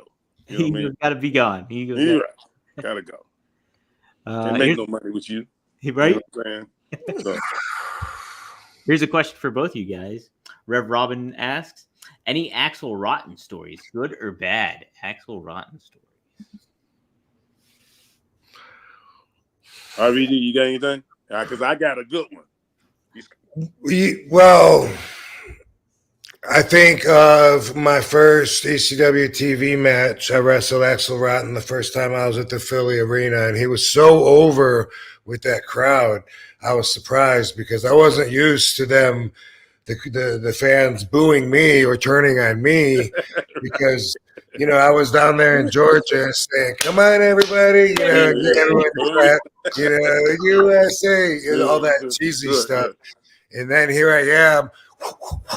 I did washa, and Axl was like, ooh, like that, and the crowd popped, and they were laughing. I'm like, they're laughing at me. I was like, oh my god, like they love him, and I got to win them over.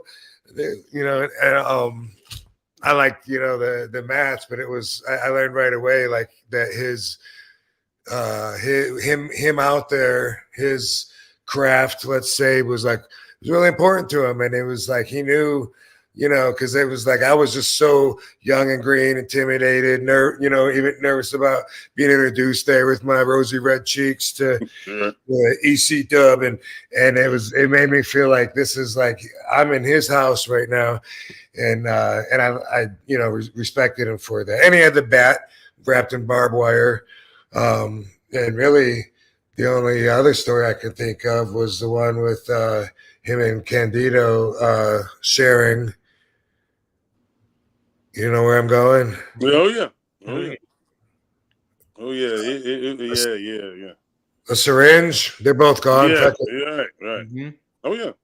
Everyone knows that, right? Or well, no, not everybody, but I feel like I don't want to. I don't know if that's for proper fan consumption, but yeah, the way I heard it was that they only had one syringe. So I think I heard Axl took the new vein, and then instead of splitting it half and half or whatever, that he took the new vein into his veins or whatever, and that they withdrew his blood and put his blood into Mr. Candido, is the way that I heard it. Mm-hmm. And every time I hear Axl, I'll always think of that. He was always a cool guy, nice to me, that I can remember, and that's where my mind goes automatically. What about you, Steph? Well, my thing was, man, we were rolling up into the hotel right in the front, right? Mm-hmm. And Axl done put on a damn wig and a dress, come run out there.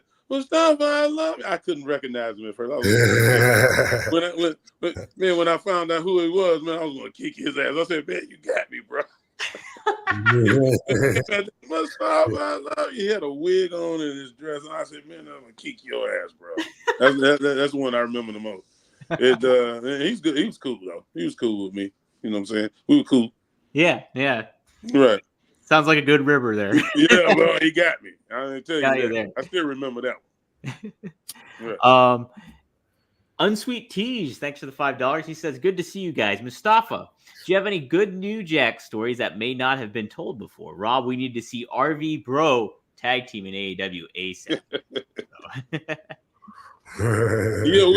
Well, with New Jack, one of the funniest ones was we went to this club in Tennessee, mm-hmm. and we got down there, man, and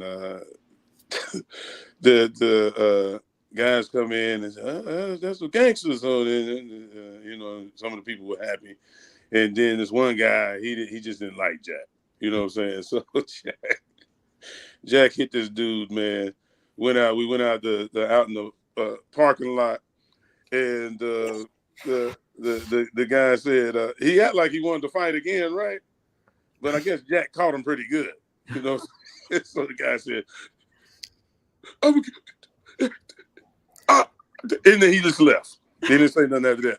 Yeah. And it made me laugh so hard because I thought he was gonna do something, right? Uh-huh. And I don't know why I cracked up so hard, man, but it made me laugh, and he laughed, and we just went back in the bar. Everybody was laughing and patting each other on the back, drinking and shit.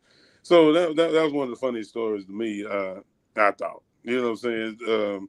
It was some other stuff that we did, man, but, I ain't going to bring that up, because that's very incriminating.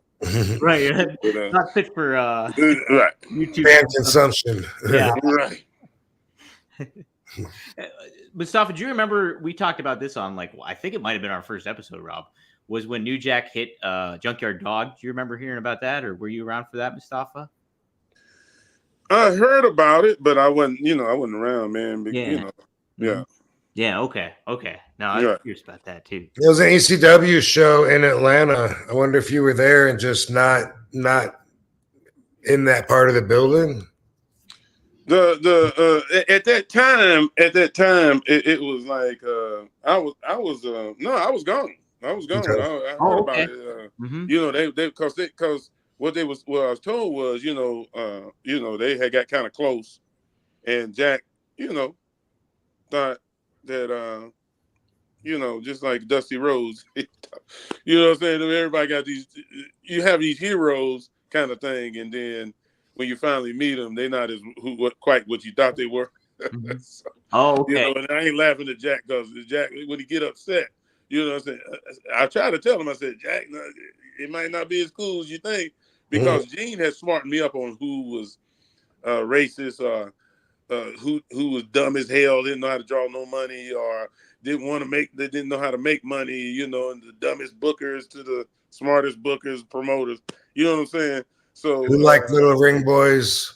Who like all that. And so when I heard about the JYD thing, I ain't gonna lie to you, I wasn't surprised because JYD was doing his thing, Jack doing his thing, and the personality clash. Things happen, right? Mm-hmm. That's all I can say about that. Go down, yeah. Right.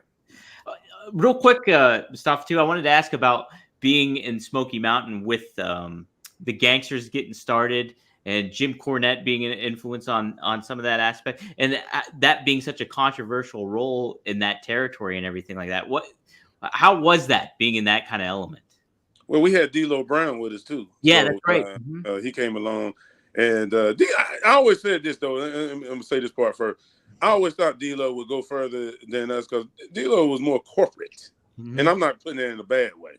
You know what I'm saying? He was more corporate, and things like that. And I was kind of wild, and then we know how New Jack is. You know what I'm saying? So and it was like, good luck, fella. I know you gonna make it. You know what I'm saying? Yeah. Was he still wasn't he like quite a bit older and in the business longer than you, or no? Who, Jack? D'Lo Brown? I was thinking of Danny Brown. Never mind. Danny Brown. You're thinking Danny. Okay. Yeah, D'Lo was and I'm the one that gave him his name. Jim Cornette tried to say he gave him his name. I'm the one that gave him because we from the hood, so we in the hood and stuff. You know what I'm saying? So I'm from the woods, basically in North Carolina, but it's the same thing. Almost. Yeah. But anyway, so we got with Jim, and we was working down at Stone Mountain Center, and shooting Kevin Sullivan and all them guys there. But we brought our crew. And Macho Man said, "God, I'm keep it real." Macho said, "God damn, who is these people?" Because we had a crew. Boy, we walked up in there, man, and we looked buck wild. You know what I'm saying? So Cornette bit onto it, and he said, "Hey, man, how would y'all like to?" And we come up with these names, and then and me and Jack we was together before wrestling. Before we didn't know each other was wrestlers. So, but we hung together doing stuff in the street. And then the Cornette said, "How about the gangsters?" And we just cracked up laughing because we doing some of that stuff anyway already in the street. So it just made us laugh, you know what I'm saying? So it kind of fit our character, you know what I'm saying? So, I ain't gonna sit there and say I was the criminal and the top criminal and all this sort of stuff. What I'm trying to say is I had to get mine, you know what I'm saying? Mm-hmm. So, but we got with Cornette and Cornette formed the. Cornette crazy. He's a genius. Like Heyman. They genius, but they crazy. People don't know how crazy they are and obsessed. See, in wrestling, you meet people and then you meet people. Like RVD knows what I'm talking about. You went from WCW, then you go to ECW, then you're in the WWE, and you up there with some minds that's obsessed. And that's all they think about. Mm-hmm. They ain't thinking about nothing else. They wake up in the morning, oh shit, they come up with something, and that's all they thinking about. So Cornette was like that, and he formed this thing. We went against rock and roll. We learned to work better. Bullet Bob, Tracy Smothers, all the Armstrongs, Lumpy Dumpy, and all them that was there. And, because they got some Armstrongs, boy. They got they got a lot of them. But so. That we learned from them, man, and it was great. It was great. As they say in the streets, it was great. It was good, bro. Yeah. Did you ever meet the wrestler that I was thinking of was Danny Brown? Did you ever meet that guy? Danny Brown? No, I never really meet him, man.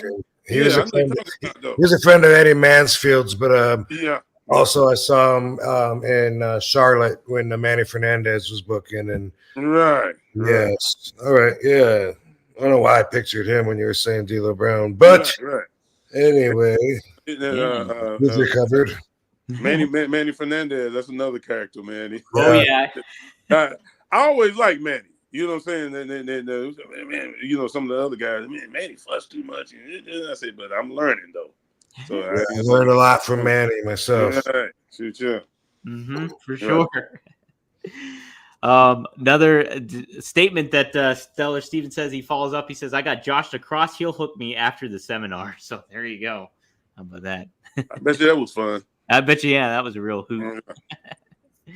So cool. I'm trying to think of, there was something else I wanted to ask you too when it came to something. What was it? Someone had asked about me doing a seminar, and I haven't done one, and I don't think that I want to. I don't think I mean, I would love to be able to give advice and help people that are already in the business, and help them grow or, right. But I don't think I have the patience to do like hands-on training. I think that takes like a special kind of.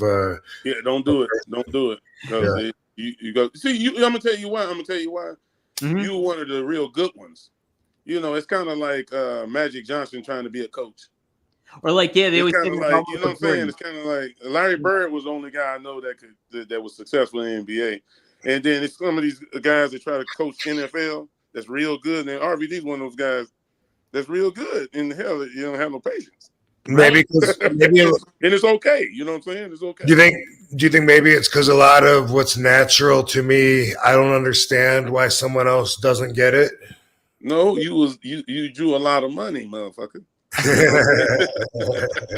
So you ain't got no understanding of somebody starting out. You know what I'm saying? Like that. You know what I'm saying? And so my thing is that I have some patience with it, and then it can do it, but not every day. You're gonna do a spot show or something like that, and then I can take some time out to show some people something because I need to warm up anyway. So. You do hear that though too, Mustafa, about like somebody like Michael Jordan, where it's like he's such a great player and like just an amazing top talent that I think, to Rob, what you were saying, like it comes so naturally to him, right? It probably frustrates him that like, hey, why aren't you getting this? Like that. Well, you ain't getting you. I know already. Right. I know already to get you. Like, oh, why you ain't getting this? Yeah, right. I said don't do it that way. Like how many times can I say that before I'm just done? Right. Done. And see, and then that's where the patients come in at, and you notice that if you think about it, some of the greatest players in whatever sport you can think of was terrible trying to coach. Right? Yeah, that's it. It's a very small percentage that made it. Mm-hmm. Hell, even I remember, I'm going way back. See, I'm gonna let these people know how old I am. Shit, I remember Wilt Chamberlain. He tried to coach. Did he? And he just throw the balls out to. That's all he was doing in practice. He just rolled the balls out and said, "Well, y'all just run down the court." That was it. That's all he was making love to 10,000 women. 10,000 women. Yeah, that's right. He had other priorities going on. Right. He had other things going there. Yeah, Rev Robbins, thanks for the $2. He says, Mustafa, what is the new Jack Sandman Lizard story? Man, okay, I will say this. Mm-hmm. Okay, and I know people want you to remember certain things. I'm gonna say this one more time to a lot of the people out here. I was drunk and high. There's a lot of times I don't remember some of the stuff. I really the thing about it was I get with some good party people. I would party with RVD. Then I would Sabu and we would get together, and then I go with the pit bulls, and we would do, you know what I'm saying? And then there's a lot of stuff I don't remember, man. And then I'm thinking about hell, I'm like that Unforgiven. You remember Clint Eastwood, and he said, "Yeah, I did a lot of drinking back then. I don't remember a lot of that stuff I did, shooting people's ass off and shit." Right. You know what I'm saying? So I'm the same way. I don't remember, and I didn't get whoop nobody up all the time or nothing like that unless they deserved it. But it was times where they would ask me, "You remember that time?" And I'd be like, I got to do that because I don't remember it. You know what I'm saying? Because I made sure I was medicated, man. Good, because I would give me some good liquor, man, and then I get one of them doop-doops, you know what I'm saying? And whoop, whoop, whoop. It's up in the sky. It's a wrap. You know, off to the races. Literally a wrap. We got one more here. Okay. Let's see. Prince of Ponage, $1.99. People claiming Cornette racist. What are your opinions? Is Cornette those kind of vibes? Some people thought he was, Mm-hmm. but we seen green together, and that's all that counted with me. You know what I'm saying? No, you know, I see people go on these rant and raves about, but see, I think some people just get upset when they find out somebody just don't like them. That's all. And then everybody's just not gonna like you. You know what I'm saying? Whether it's the color of your skin, it could be anything. Sweaty palms, I don't know. Sweaty palms. Yeah. Yeah. Right. You know what I'm saying? So it's just how it is, man. But you have to have the you got this is business. This is a business. This is not to make friends. Like CM Punk said on a promo. He said, "I'm not here to make friends. I'm here to make money." Right. Yeah. You know, a lot of times I was here to make money, but I happen to have some good people like RVD. Yeah. You know what I'm saying? So here's what it is. You know what I'm saying? But I was business. You know what I'm saying? And if you didn't like me, I ain't give me my money, man. You know what I'm saying? Right. Stop it. They said something about you. They said you don't work that good and you're kind of lazy. And I said he paid me, didn't he? And then I'm gonna work in the next day, huh? Yeah. That's well. So. Right. Personally, I tend to doubt it. You know, other than you know, he's a Southern boy, and I think like 95% of the people in the South have some racism in them. All of us do. All of them. Okay. All of them. So probably that. Moonshine. Yeah. But I doubt that other than just the normal standard of it, which you know, here's something that people don't think about. Like if you really want to say something to piss somebody off, you're going to think of the thing that would hurt them the most, you know? And so for a lot of people, especially white people looking at a black person, like they're going to think that you know, the N-word is going to pop to their mind. And for them, it's kind of like if it was a big fat guy and they were like, you know, mind your own business, fat ass. And they really just throw that in there because they think that it's really hurtful. But and a lot of people will do that. But I don't think that necessarily means that they put the hood on and go light the cross at night, you know? Right. Yeah. You know, I think what it comes down to is the more like myself, I didn't worry about that. You know what I'm saying? Like that, because I already knew that's out there. Come on. We grown people here, right? Right. You know what I'm saying? It's out there. So that was no problem with me. I thought that he was cool. I thought he was cool. And now, don't get me wrong, he could have been, you know, at times. But I know this. I was about that business. Okay. And then people can get mad if they want to or not. Don't care. You know what I'm saying? I was about that business, man. And so, but when it come down to it, you know, I used to get the N-word all the time, and I used to say, "Yeah, I'm a real one, though." You know what I'm saying? I'm a real one. So that ain't bothering me. You know, 'cause I grew up in the NWA era, so I was NWA, AZ. Me too. Dr. Dre, you know what I'm saying? You know, because RVD, he can he does one of the songs. You know, I know every word to every song from Eazy-E, NWA. Then I even had to start getting, you know, like their affiliates. You know, there's Ice Cube and the Arabian Prince. What? Arabian Prince, right? Yeah, a lot of people forget about him. Redman when he went and did his own thing. Right. You see what I'm saying? So I came from that era, so when it came to saying some of that stuff, yeah, I am the real one.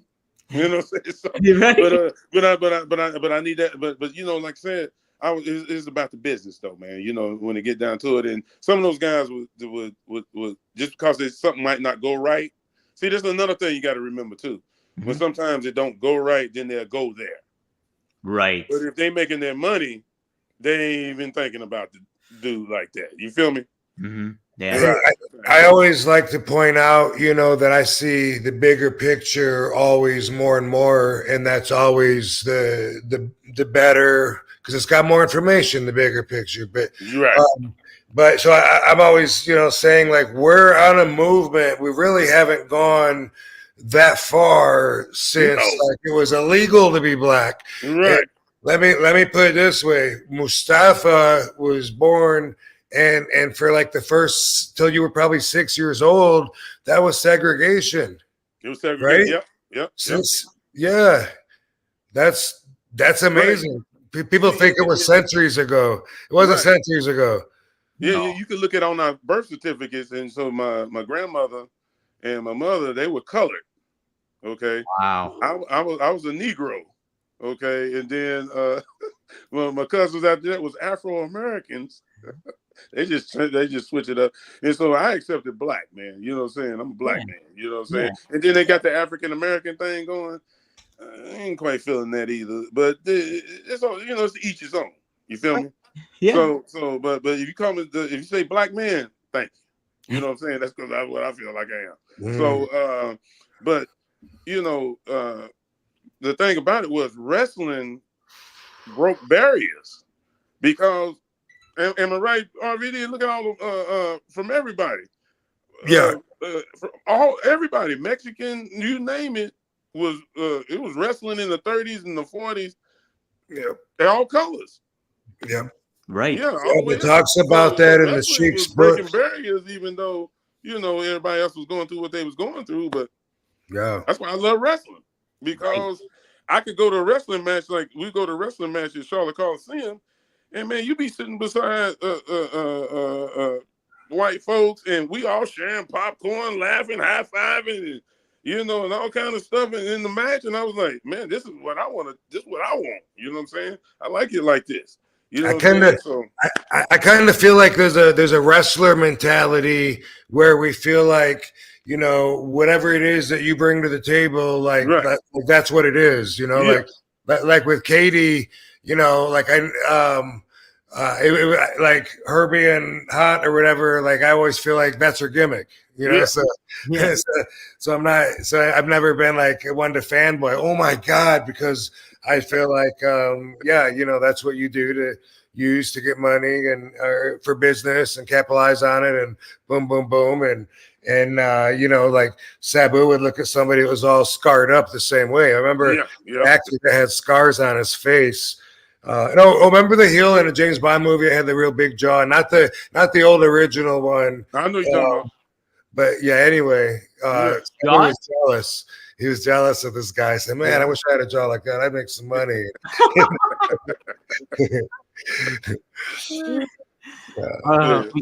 We got another super chat. We're not going to do all these memories, but let's, Fredo asked, any memories of Big Daddy V? So Viscera, do you guys have any relations with Viscera by chance?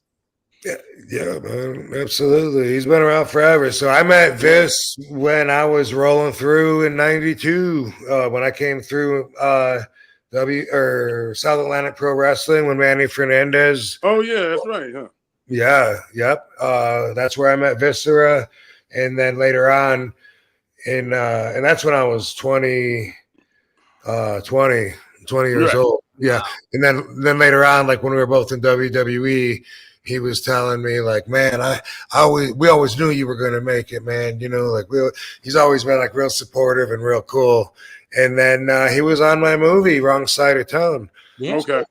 I do a fight scene with him and stuff, and I remember him saying, man, this is your big chance, Rob. This is your big chance, man. You're about to blow the fuck up. Batista said something similar to that too, like, man, you're going to surprise a lot of people.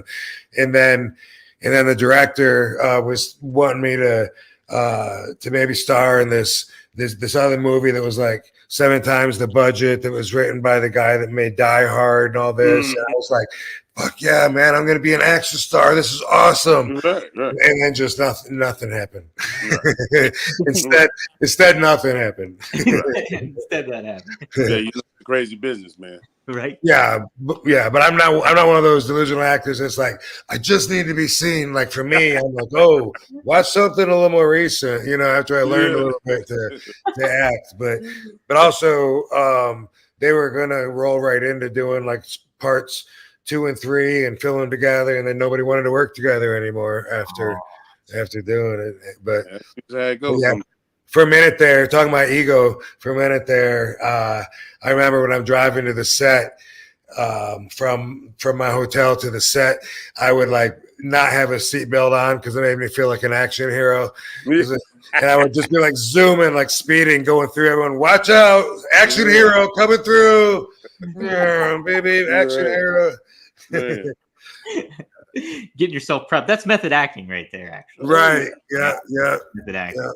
I let it go to my head for a minute. It was a fun little fantasy. There you go. I'll be like lined up with offers just like with wrestling, but it'll be like, B action movies, like the action movies. Right. Mustafa, any did you ever have any interactions with Viscera or anybody? I never met them, man. Like I think it was a pass through kind of thing with them when they were what was the name of the when they first got there? Well, he was in the tag team. Mabel when they were and yep. Yeah, it was just a very brief thing, man. That was it. Yeah. Right. Well, cool. Well, guys, this has been a blast. Mustafa, is there anything you want to get over or promote or anything like that we can get at? Yeah, I got a T-shirt out, man. I got a collectible Stampede, and Heath Slater is going to be at our show SPW April the 21st. That will put that, you know what I'm saying? So I got a T-shirt out there, and I got the 2 S's is got that money sign on there. So people, even if you don't like Mustafa Saeed, if you get that shirt, you might come into thousands or millions of dollars one day. So ching ching. Right, because I got the thing that money loves me, so that's that's my gimmick now. You know what I'm saying? So, and it was tell the truth. Some things have increased since I'm glad I had a big mouth about it. You know what I mean? To be honest with you. Right. You know what I'm saying? So, man, I just go out there and I work, man, a little bit, man, and do what I gotta do, and that's it, man. You know what I mean? And I went down there and checked out. Oh God, his name is man on the mission. Will Hobbs. Will Hobbs down there. Oh yeah, Powerhouse. Yeah, Powerhouse. So Powerhouse, we used to work. I used to work him in Cali too. So, and he called me and said, "Man, can you come down to AEW?" And I said, "Man, I don't want to mess your thing up, man. If I get down there, because I don't know how these fools, they're training me." So I seen Samoa Joe, and it was cool. You know what I'm saying? And so I went down there. It was in Stockton, California. And, they got a good setup, man. You know what I'm saying? Everything. And everybody's saying this and that, but they still running. That's it. You can talk all you want to, just like WWE. WWE finally going to get shut down. I said, boy, you own something. Just say so. Yeah, just say so, man. That machine ain't going nowhere, man. Come on. Wrestling is super hot right now, and it's like there's so much wide open for people that if you are a fan of the athleticism and the high flying and all the quick wrestling and stuff, AEW has that for you. But there's also a little variety on both promotions too. So it's like, oh yeah. And if you like death matches where people don't wrestle but hit each other with light bulbs and dive on cement unsafely. Yeah, there's that also. There's that for you out there too, if you're looking. They gotta know you want the backyard, you can go and hit the backyards because I copy all that shit. I bite it. I go back to man. I'm a fan of going back to the watching the 50s and stuff like that. So I watch Buddy Rogers, Killer Kowalski, and all those guys, man. Don Leo Jonathan. Oh yeah, and all these guys, and I'm just I'm hooked. Shit, it's kind of like somebody that, and I'm not making fun of it, but it's kind of like somebody can't get off of heroin. I can't get off of pro wrestling, man. I got to watch that stuff, bro. Do you see Antonio Roca? Yes. Antonio Roca. I guess I've always had people compare myself. That's what I was about to say, man. You remind me of a lot of that stuff that he was doing. I think he tag with Dominic DeNucci too. I think, if I'm not mistaken. I probably. I don't know if it's Dominic DeNucci. Seems like Dominic DeNucci though. I mean, but Argentina Apollo, the original Sheik and stuff like that back then. Right, I'm going back, so I'm going back. The original Sheik, right? Original Sheik, yep. There you go. The draw. That was the draw, boy. And and these guys, like Abdullah, even though they're saying bad things about Abdullah and stuff like that, but I ain't gonna lie to you, Abdullah scared the hell out of me. Right. When I was at Charlotte Coliseum, before it got into business. Now we got into business.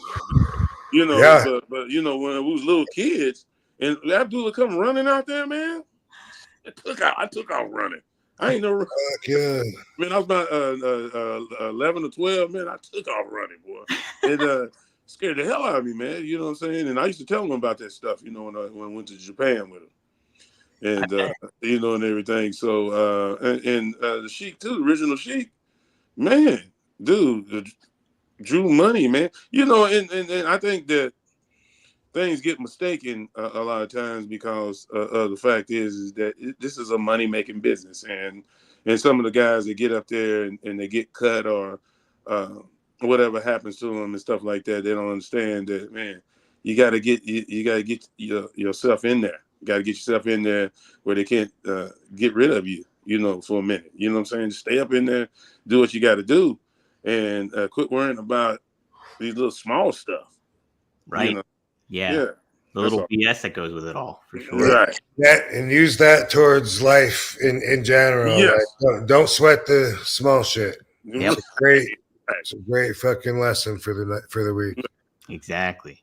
And Melly, I can answer this one for you. $4.99. Rob Van Dam, I met you in ICW. It was one of the best moments ever. My question is, who's your dream opponent?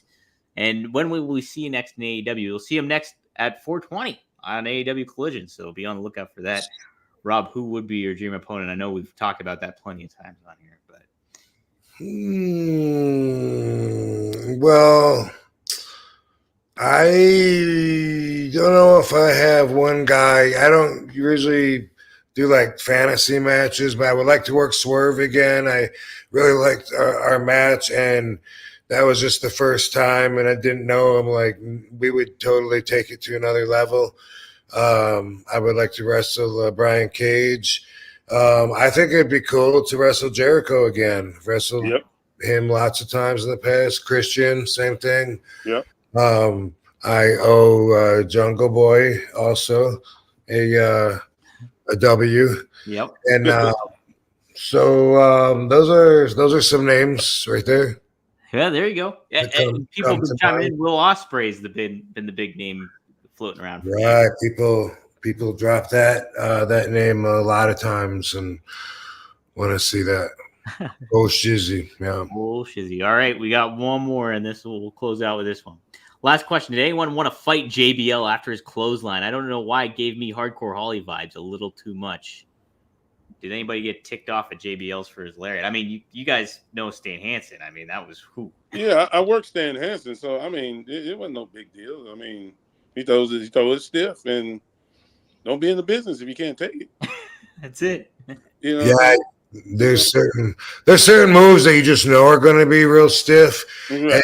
and so for me, I feel like that's a green light for me to If someone's gonna really lay, even like chops for some reason, and I'm not a chopper, and I hate that every single match has to have a chop contest. Right.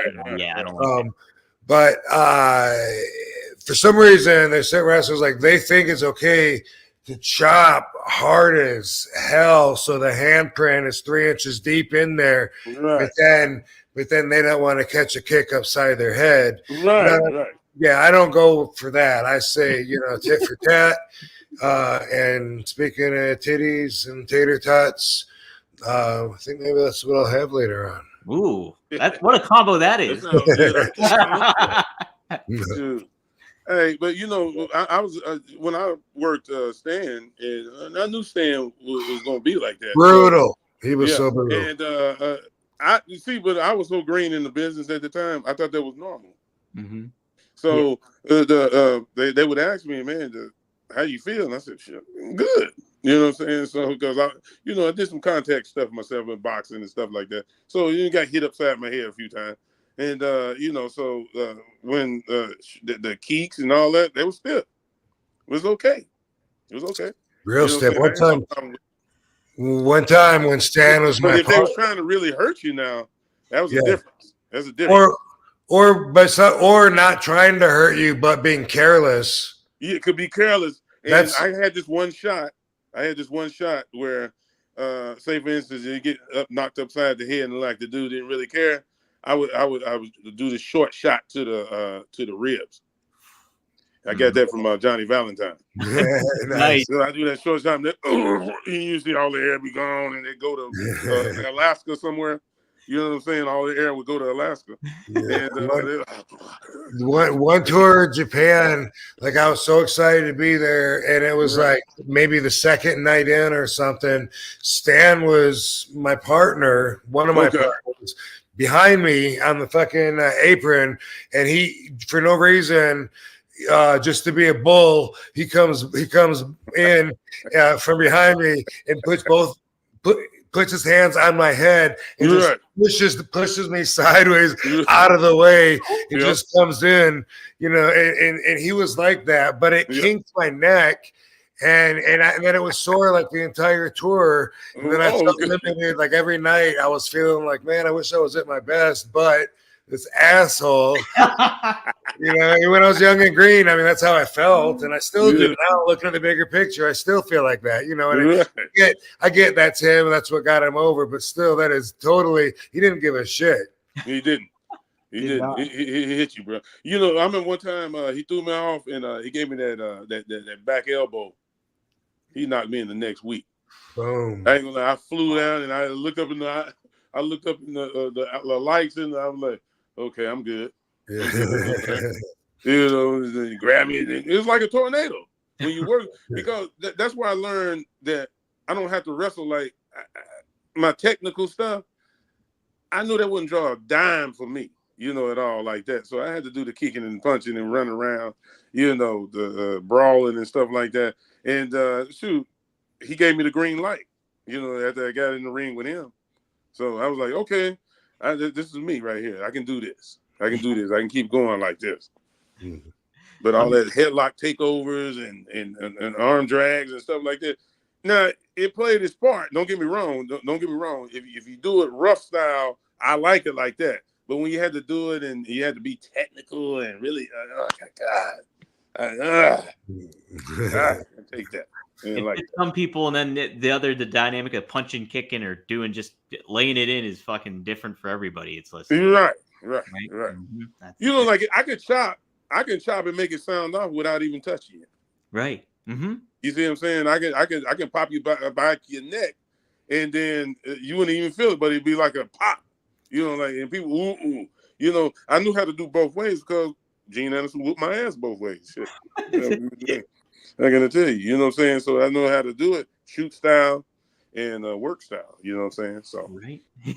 And I would take but if you got if y'all drawing money, why would you hurt your partner that you're going against? Yeah. Why? Yeah. You know what I'm saying? Why would you? Let's do a power driver. No, bro. Hey, the answer though. We're drawing too much money to be doing that crazy stuff right now. We ain't doing that.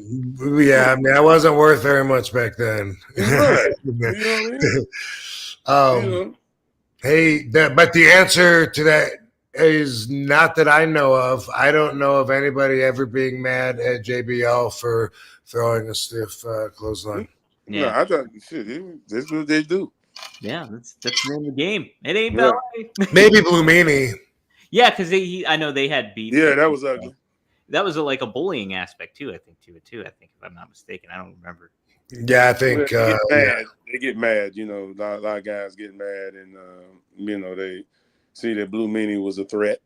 Not in a way of hurting them and stuff like that. Just why they bring him up here? Guys get mad. I think he made fun of them too in a promo. Yeah, I think you're right or something. Mm-hmm. And then I know Stevie Richards gave him a stiff chair shot back. I think. Right. Yeah. So that's what kind of happened. But Dang, this was awesome. This was good. Awesome. I appreciate this, man. Yeah. Yeah, man. Good talking to you, Mustafa. Good catching up. Oh, Good yeah. vibes. Oh, yeah, man. Good Thank you for having vibes. me on, bro. You know I wish I could show you my theme music. Yeah. I'll have to email you the song. just send it to me, man. I'll send it to you. Text it or whatever. You know what Right. It's good stuff. It is good stuff. Oh, yeah. This weekend, I am at Squared Circle in Indianapolis. Ooh, Oh, right. Yep. So I'll be there Saturday. There's posters up on my website, robvandam.com, besides social media. And what else I got? Oh, shucks. And then it's WrestleMania week right after that. Next week is coming up there. I'm scared. Oh, boy. There's so much to do, and I just feel like the pressure because it's going to be so busy. But it'll be good. But I'm just like, I don't know. When I think about it, then I start like, you know, because other people are trying to squeeze me in, you know, and well, if you can have 2 minutes to just pop up, you know, stop in here, whatever. And I'm like, oof. We'll see what can happen. It's going to be a stacked week. It's a stacked week. Yeah. Yeah, Mustafa, you do conventions sometimes? Yeah. I don't see you too often. I think the fans would love to see you. Yeah. Well, I mean, you know, if I work through you, man, you can book me something like that. I'll do it then. Yeah, you know man. Yeah. Got you. Yeah. But I do it. I mean, I would do it. I wouldn't turn it down. No, I hear you. I hear you. Enough said. Absolutely. We'll talk about that more. The YouTube email. So he's okay. Yeah. Hopefully we get it by next week. Otherwise we get so basically he's guaranteeing we'll get either the remix or the official rights to use it by next week. That's what I heard him say. That's what you heard. That's what you heard. Right. Yeah, don't forget the singlet contest too, Rob. Yeah, man, we're getting so many entries. We have a coloring contest going on. People, you go to robvandam.com and you get the drawing of my outfit, Joe Holland. Okay. My airbrush artist made it. The same guy that's done all of my outfits since 1996. Man, 95 actually. 95. I started doing these outfits. They got more and more elaborate. Still, same guy still doing it, and he had this idea. So the fans are coloring it and then sending it back in, and then you know we're planning on putting the deadline at 420. I can't imagine how many we're gonna have because like within the first week we already had like so many interested people and. Apparently it's fun. Everyone seems to think it's really fun to do it. So I talk to Joe about it every week. Just talked to him yesterday about it. And he was talking about, you know, how we narrow it down to 20 or so before we pick the winner and some ideas that he had. So I'm pretty stoked to be doing that. RVD always looking out for his fans. You know. And then he'll wear it on TV too. Once again, I'm going to wear that. He's going to actually airbrush a real outfit. Just like the one that they color, you know, an inspiration of that, and then I'm gonna wear it. So, boom. You can send your submissions into rvdebay@gmail.com. Oh, cool. Yeah, we're working on getting another email address, but so far that's what we got. So yeah, cool. All right, man. Thanks for mentioning. This was a blast. Yeah, appreciate you guys. Have an excellent weekend. Thank you, bro. Yeah, man. Talk to you guys. Have an excellent weekend. Yes, thanks, sir. Steph. Thanks, Dom. Thanks, Van Dam fam. Yeah, thanks everybody for the super chats. We'll see you next week.